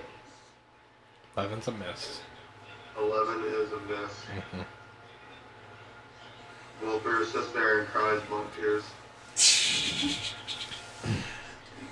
Monk tears come out, Wilford, and you will hear Master Jahank behind. Use your fist. This is the testing of your monk powers. Think. And as she says that, and dodge. And the gargoyle is going to claw attack at Wilford now.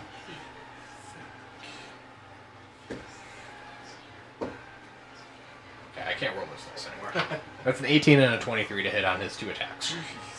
Well, they are both going to hit. And I got rid of silver barbs. Yep.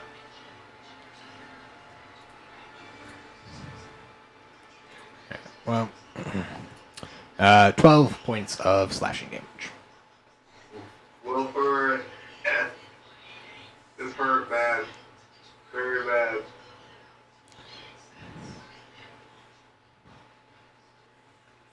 And the gargoyle will stay put. Torque, you're up.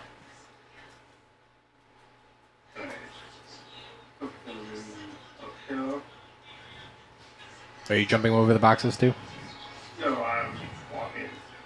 Around. This little diagonal thing. Okay. and Yeah. it's not fancy. Okay. Alright, so assessing the situation.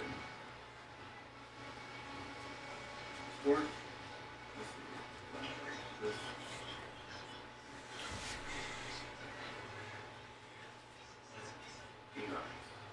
Alright, we're just gonna throw a javelin at the gargoyle. Okay. That is gonna be a 15. 15 hits.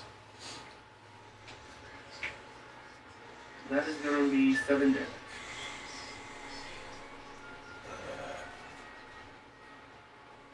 Javelin flies past Wilfor and hits the gargoyle one of its wings, and as it hits the stone wing, it starts cracking, in almost like stone, not stone, but like sandstone, where it's just very fragile and brittle. His wing starts to just deteriorate behind him. He has lost the flight ability. Fancy. Torque's gonna look at Flint and be like, well, I only had one of those. So I have to get closer to the next one. Don't worry, I got plenty of things to throw. That's gonna be. Alright, Flint, you are up. Alright. Well, let's see. If it can't fly, oh, well, no, he's too close to Wolf. I'm gonna have to go with a precise shot. And I pull out, looks to be 3 cards. They light up and just and cast magic missile. Yeah. That's 1d4. Love me a good magic missile. It's like, Like, roll the hit. Nah. You just take 8 damage. 9 damage actually. Under 2 ones. But yeah, 9 damage to him. Gargoyle. As literally the stone like pulse, like literally portions of its chest starts breaking off as these missiles like swarm around it. Nice. And could I potentially use a bonus action to get some partial cover next to these barrels? Are you actually getting on the barrels?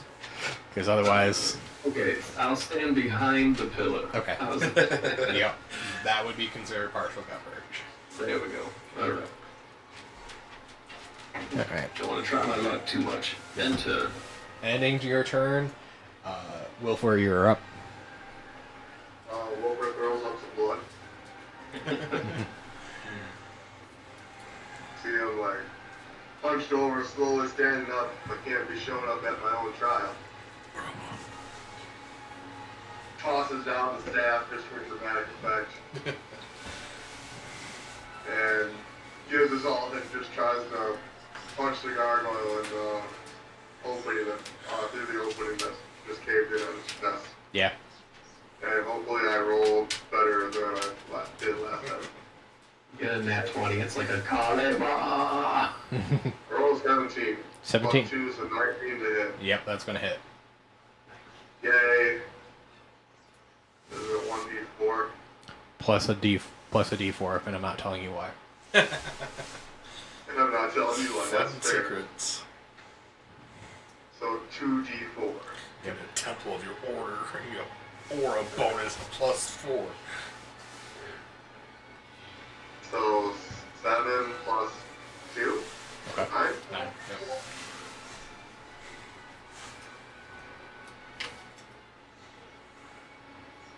Yep. Yep. First, like as the strike comes out, that energy that was just given to him goes through his fist, and there's a radiating light that punches off at the end of that.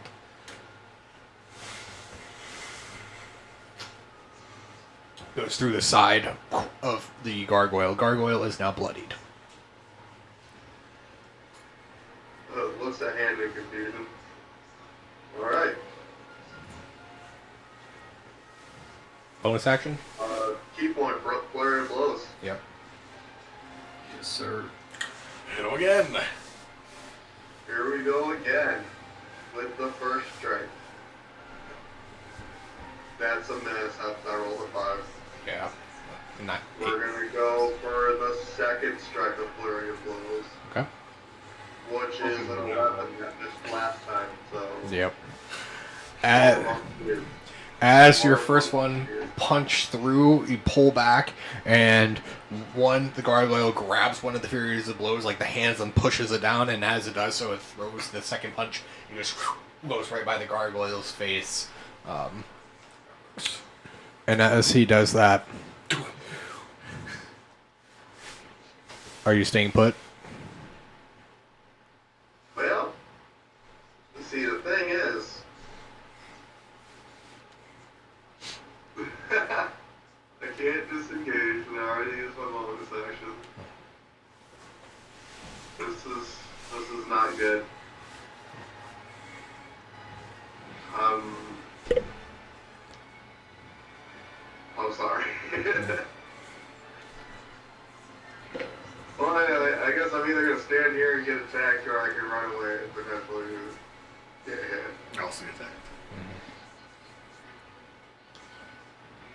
Either way, I already know claws are coming at me, so we're gonna try and run away.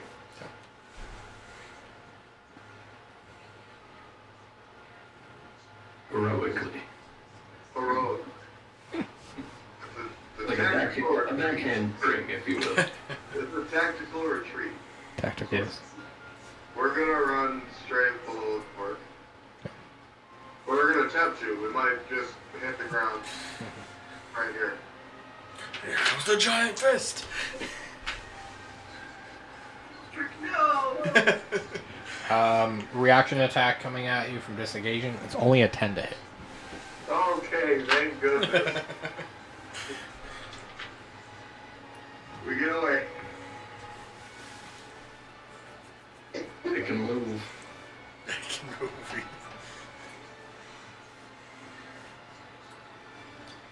have it go right. But now if it moves, it'll be close to the torque to wreck his ass.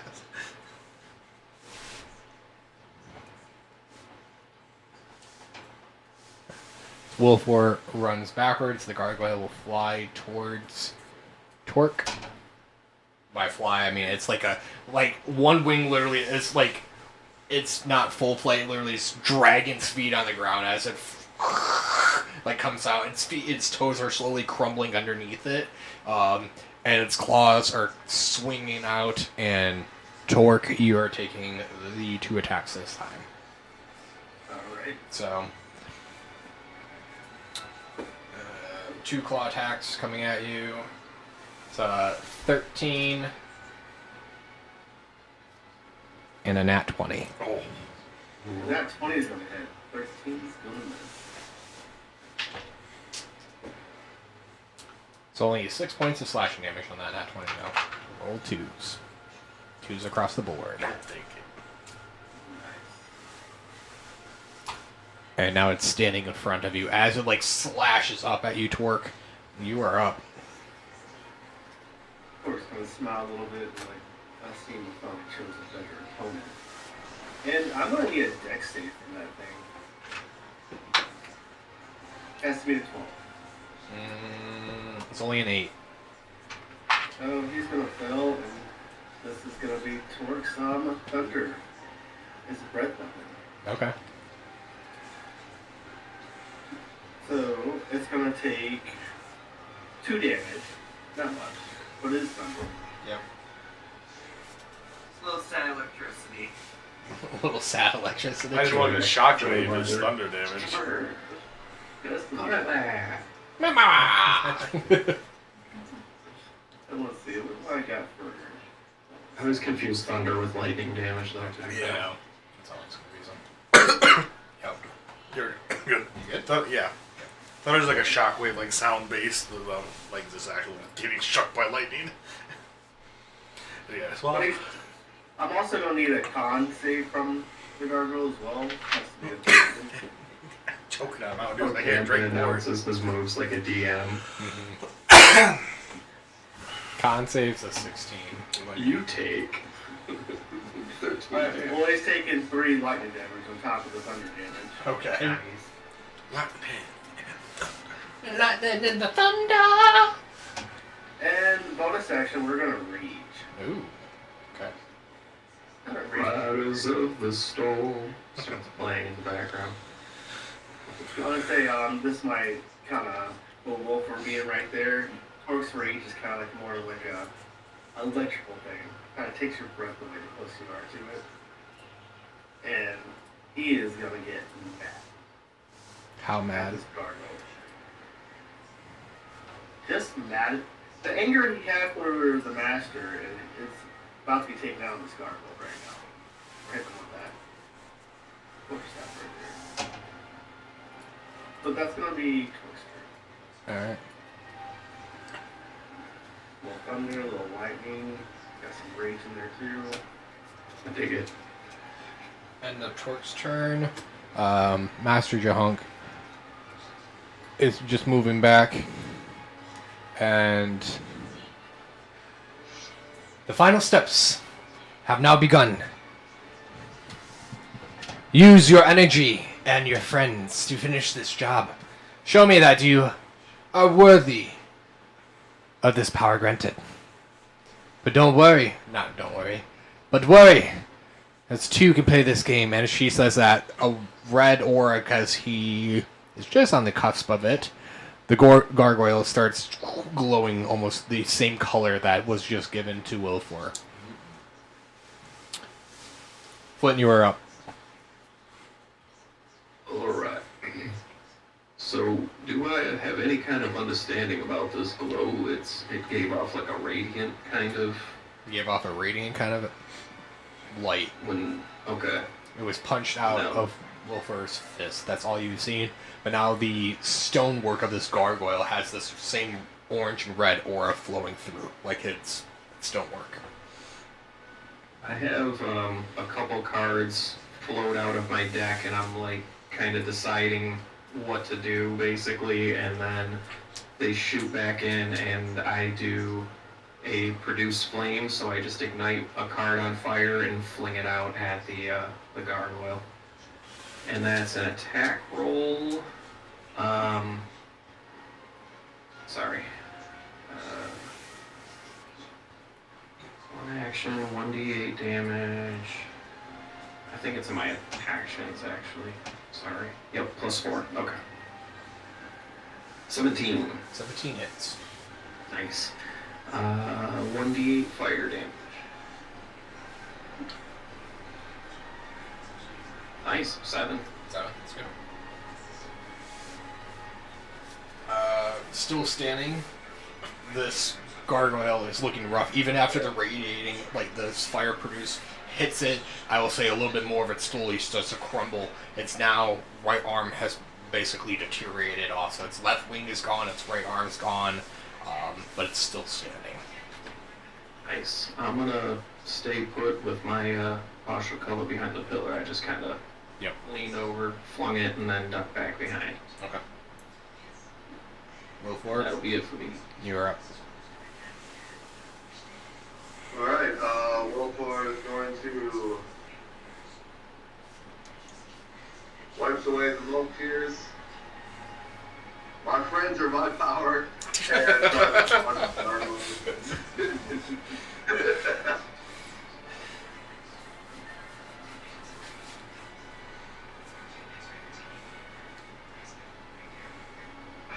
Roll 5, so we did just meet. We're not really close friends or anything. Oh, okay.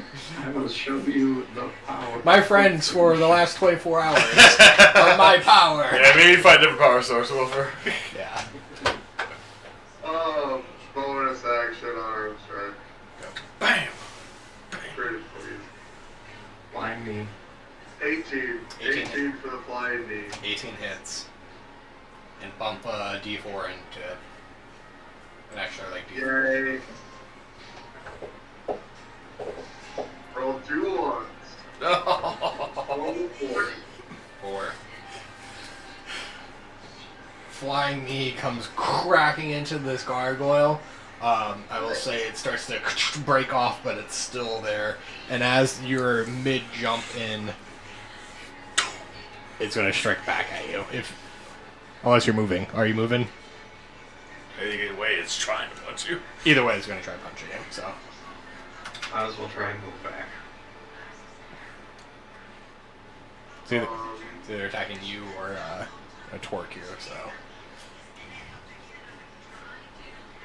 Could the master help me and run behind the master? Alright. Cowering Yeah. cowering away, I will say the one claw will come down at you. It's a 17 to hit. Yeah. Get thrown to your master. It's 3 points of slashing damage as I rolled a 1. Well, Wolf only have 3 HP left. So. Oh. So Wolfer's back here down. Literally, this knee comes down, and as you try pulling away, claw slashes down and just drops Wilfor's body unconscious next to you, Torque. And as you look over, it will lash out. Its jaw is completely broken now, so it's only like the top 2 fangs is going to come biting down on you, Torque. That's only a 6 to hit you, though. So, ending its turn as it attempts to bite down on you, Torque, you are up. Alright, well, we're going to attack it with the great axe, and we're going to reckless attack. Okay. Good thing I'm attacking. Well, that's not better. First one was a 7, second one was a 9. Oh. Total? Yeah. Go back to handling 2 at this point, so. Yeah, that's gonna miss. A little too reckless. Tell me what Torque's recklessness looks like as you're just swinging and missing right now. I think Torque was probably like going for that jaw, but just realized, oh wait, it's not there. Like he was raging, so it's like, fuck it, whatever. Next turn. Yeah, but he was aiming for a part that. You know what? That wing I took off earlier. Just completely hit it again. That imaginary wing. And it's like, oh, that's right. I already took that off. Things will go turn around. Oh, what was going on? And that's going to be. Oh, feedback.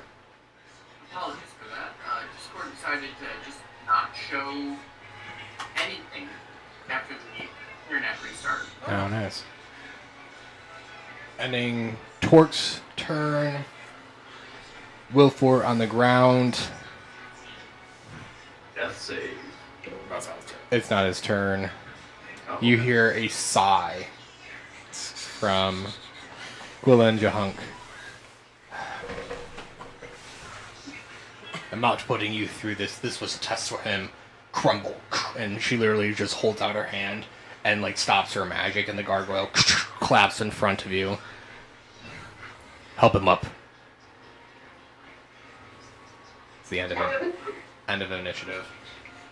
And she's telling us the Torque while Torque's raging. Yeah. After dismissing the gargoyle and it just crumbles. Yep. You know what? Torque told us he doesn't win. He's like, I did it. He was intimidated by That's that. not where I thought that was going. You can roll a I was going to say, I almost wanted to do a deception against your perception to make it so, like, she could pull it off to make it think like you did it, but that can just. Like, He was already dead, I'm sure. yeah, Torque's over here, comes out of his rage, he's like, yeah, being near me, and you die. I'm dead. She will take All out. around the world, statues crumble for you. She'll take out a small vial. Pour down Wilfor's throat. He gets 6 HP back as he's laying on the ground. next to you two. Well, at least you swung on something this time. A lot less hesitation. I'll help him to his feet.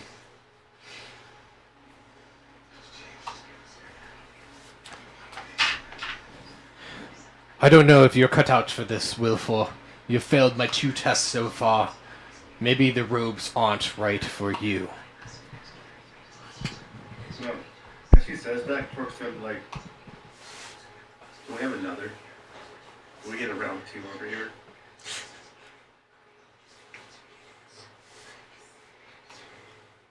It's been trial by fire, and he has failed twice now. Even the simplest task.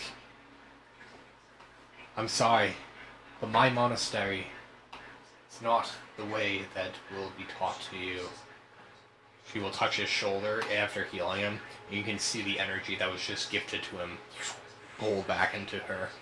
She will slowly walk up towards the giant orb, lay her hands on it, and you can see it leaving her. And as it does so, this orb in front of you begins spinning. Twerk, Wilfor, and Flint. I need you guys to roll me Constitution saving throws. Constitution. Constitution. Alright. Why are my rolls so shitty? Best thing you use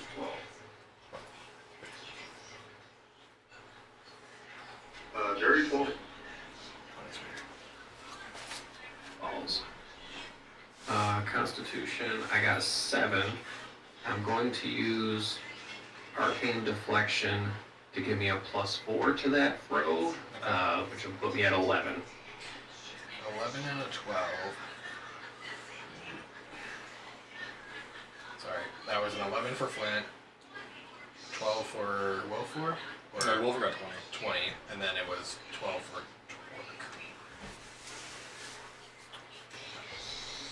Twerk. Wilfor is passing this. I will say Flint and Twerk. Your mind is pierced for a split second. And within that second, you can see a parallel line, like almost slash between whatever you were thinking. Like, any thought is just basically cut in half. And for a split second, you just hear the highest little laughter coming through. Almost, I don't really want to say demonic, but like that just like higher pitched, like cackling noise kind of thing, like coming through, and then it cuts back and your memory comes back in. Something was off about this. Very off-putting, I will say. And you feel just, I don't really want to say like taken advantage of, but like something just feels off about you now. We were just violated. You were violated within your mind, yeah. I'm gonna cast Produce Flame and hold up a card threateningly, but not quite ready to throw it, but I mean business.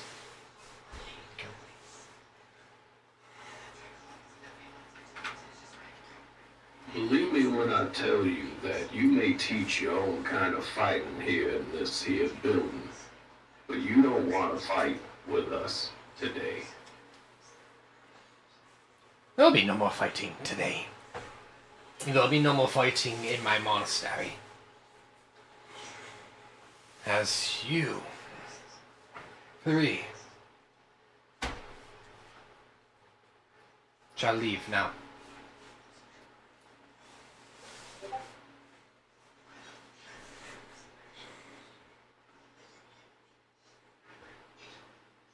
Go. Really don't know. Wait, you know, Cork is going to question her about the little orb back here. So, what is that? This is my all-seeing eye. This protects the monastery and those too weak may not So enter.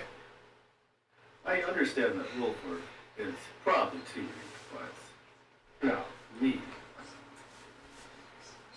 The arcane flow that comes from here is a gift. A gift from Forgallon. No, who is this for, Gallon? Forgallon is the protector of the Providence.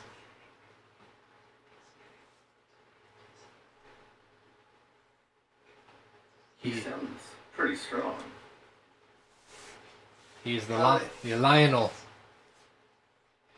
The ever-growing sun.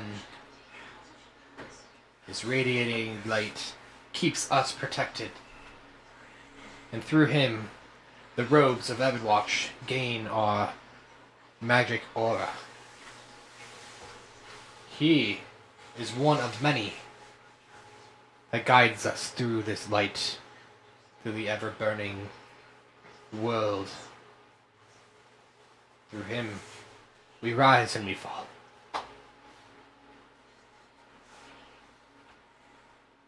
Brooke's gonna take a step closer. This whole story is kind of like very interesting to him. He's gonna be like, well, can I meet this Forgallon?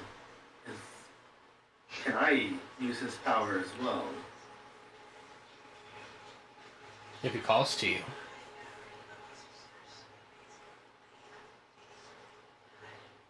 And what happens if I call to him? Lionel does not get called to. He sees the burning embers within one's soul, and he calls out. If you try, you will hear nothing.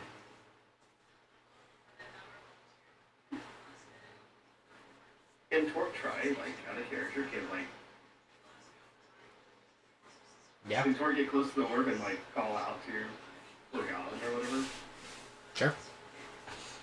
Tell me how you're trying to call out to him, though.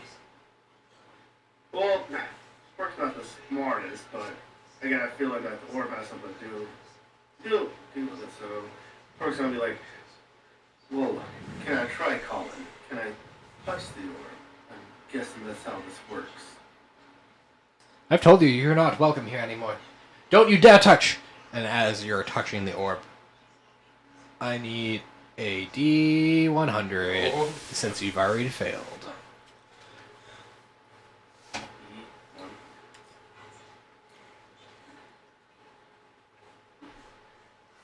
That's an 18. An 18? Ooh. Yeah, it could be good. You never know with D100s. Yeah.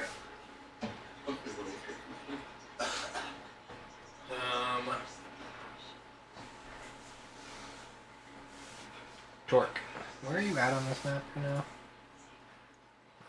I was slowly kind of walking out toward, or right about there. What hand did you touch this with? Left? Yeah. Torque, you are getting shot back 35 feet, which is basically you're getting smashed into the wall there. Your left hand normally is not 5 fingers. Gets changed into 3 fingers, almost like a turtle. And now is blackened and scarred all the way up.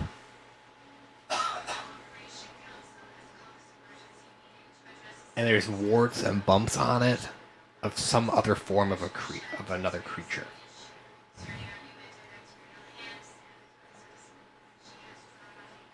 As you smack into the wall, I will have some bludgeoning damage though. 3 points of 3 points. You're still technically raging though. So, 1. 2, 1. Yeah. 1.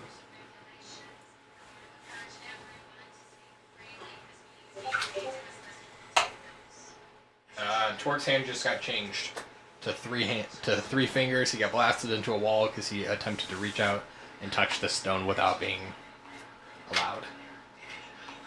Oof. Well, sometimes you gotta learn what happens when you touch the fish. Alright, Torque's gonna look down at his hand.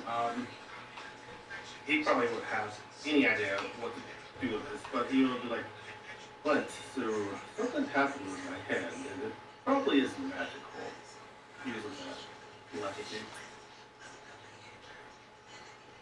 Is Wilfer able to explain just what the hell's going on here? I think it's best we leave. She's asked us to. Not welcomed.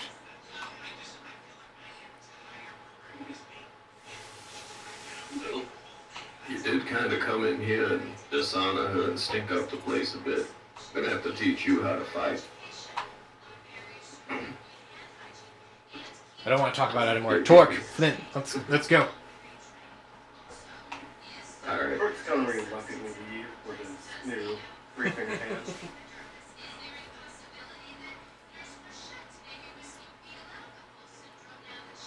You straight up lost fingers? No, did I lose them or did it just mutate? They mutated. Your hand is, like I said, it's almost like a frog in a way now. Your left hand has 3 fingers, almost webbed. There's warts and bumps now up to about your wrist, and then it goes back to your normal. And it's black. Your hand is now completely black. Frog makes a lot more sense. You said turtle originally, and I was I know, very lost. I meant it. Turtle, frog, but yeah. Frog. One's a reptile, one's an amphibian. Yeah, completely. One has fingers, one doesn't really. Correct, I know. Turtles are little nubs, yeah. Does it look... Hey, the Teenage Mutant Ninja Turtles have 3-finger hands. That's what I was thinking of. That's why I said turtle. Does it look anything remotely like when those people randomly transformed in the alleyway? Does it look... Because they were aquatic in nature, does it look anything remotely like that?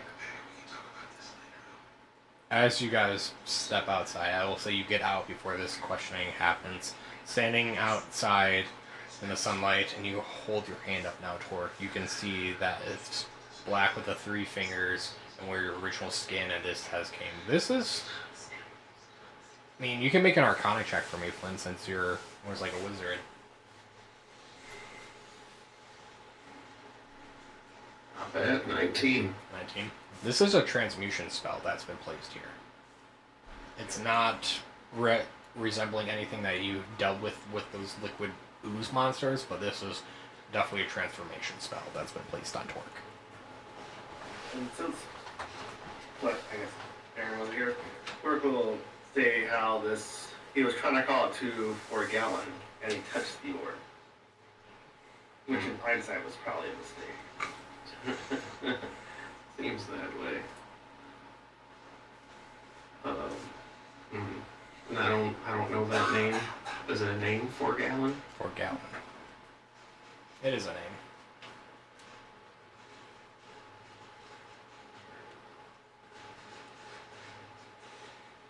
And do I have any knowledge of the history of that person or anything like that?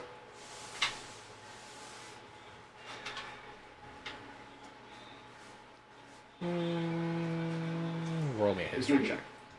Alright, I'll give it a shot. Damn, okay. That's a 22.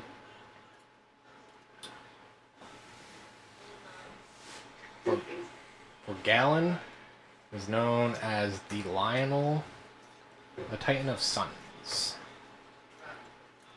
Titan of what? Of Suns. Like S-U-N-S.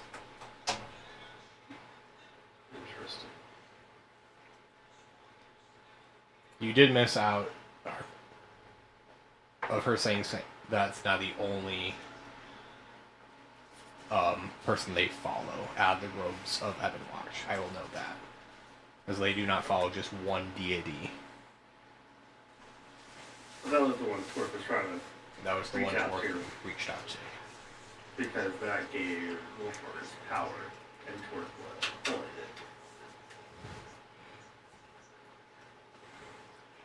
Hollow. Yes. You're heading back. This is kind of comical because I was like, it is a little out of the way. You knew where they were going. Would you say you would stop over in that direction, or would you just head back to the Gilded Galley Tavern? You guys didn't really establish where you guys were meeting up afterwards, so...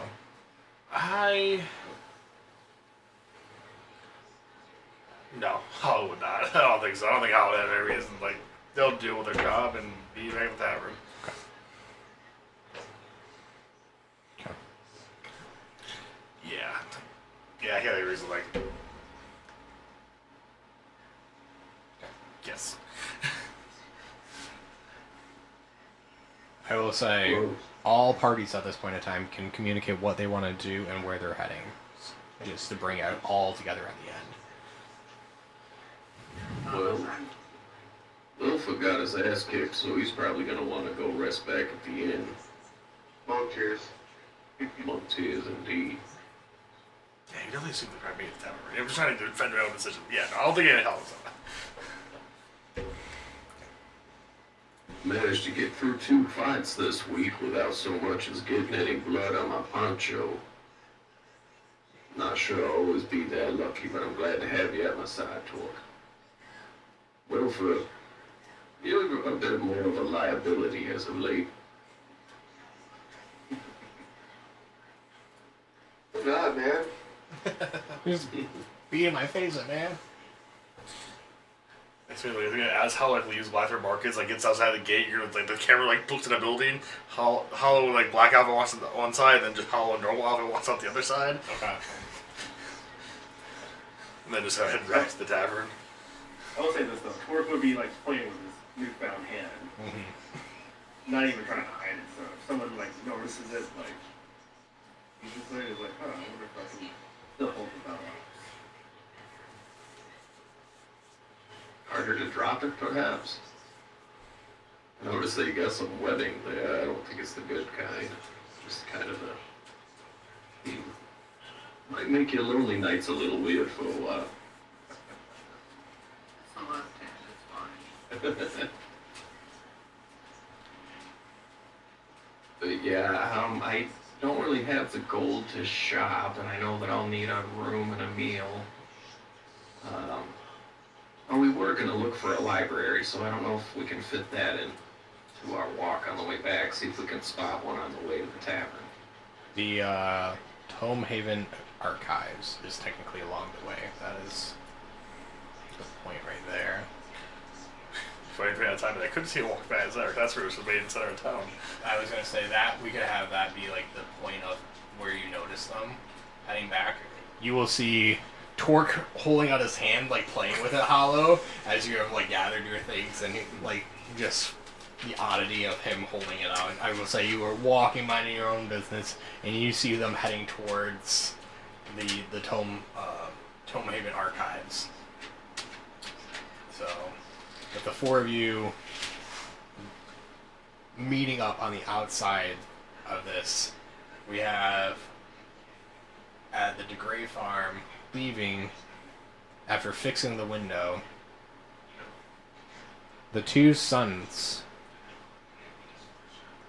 Solona Alta, Kivoy Eroy, high in the sky.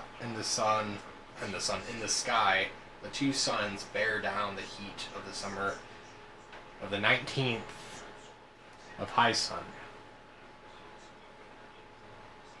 These two suns line up, and as it does so,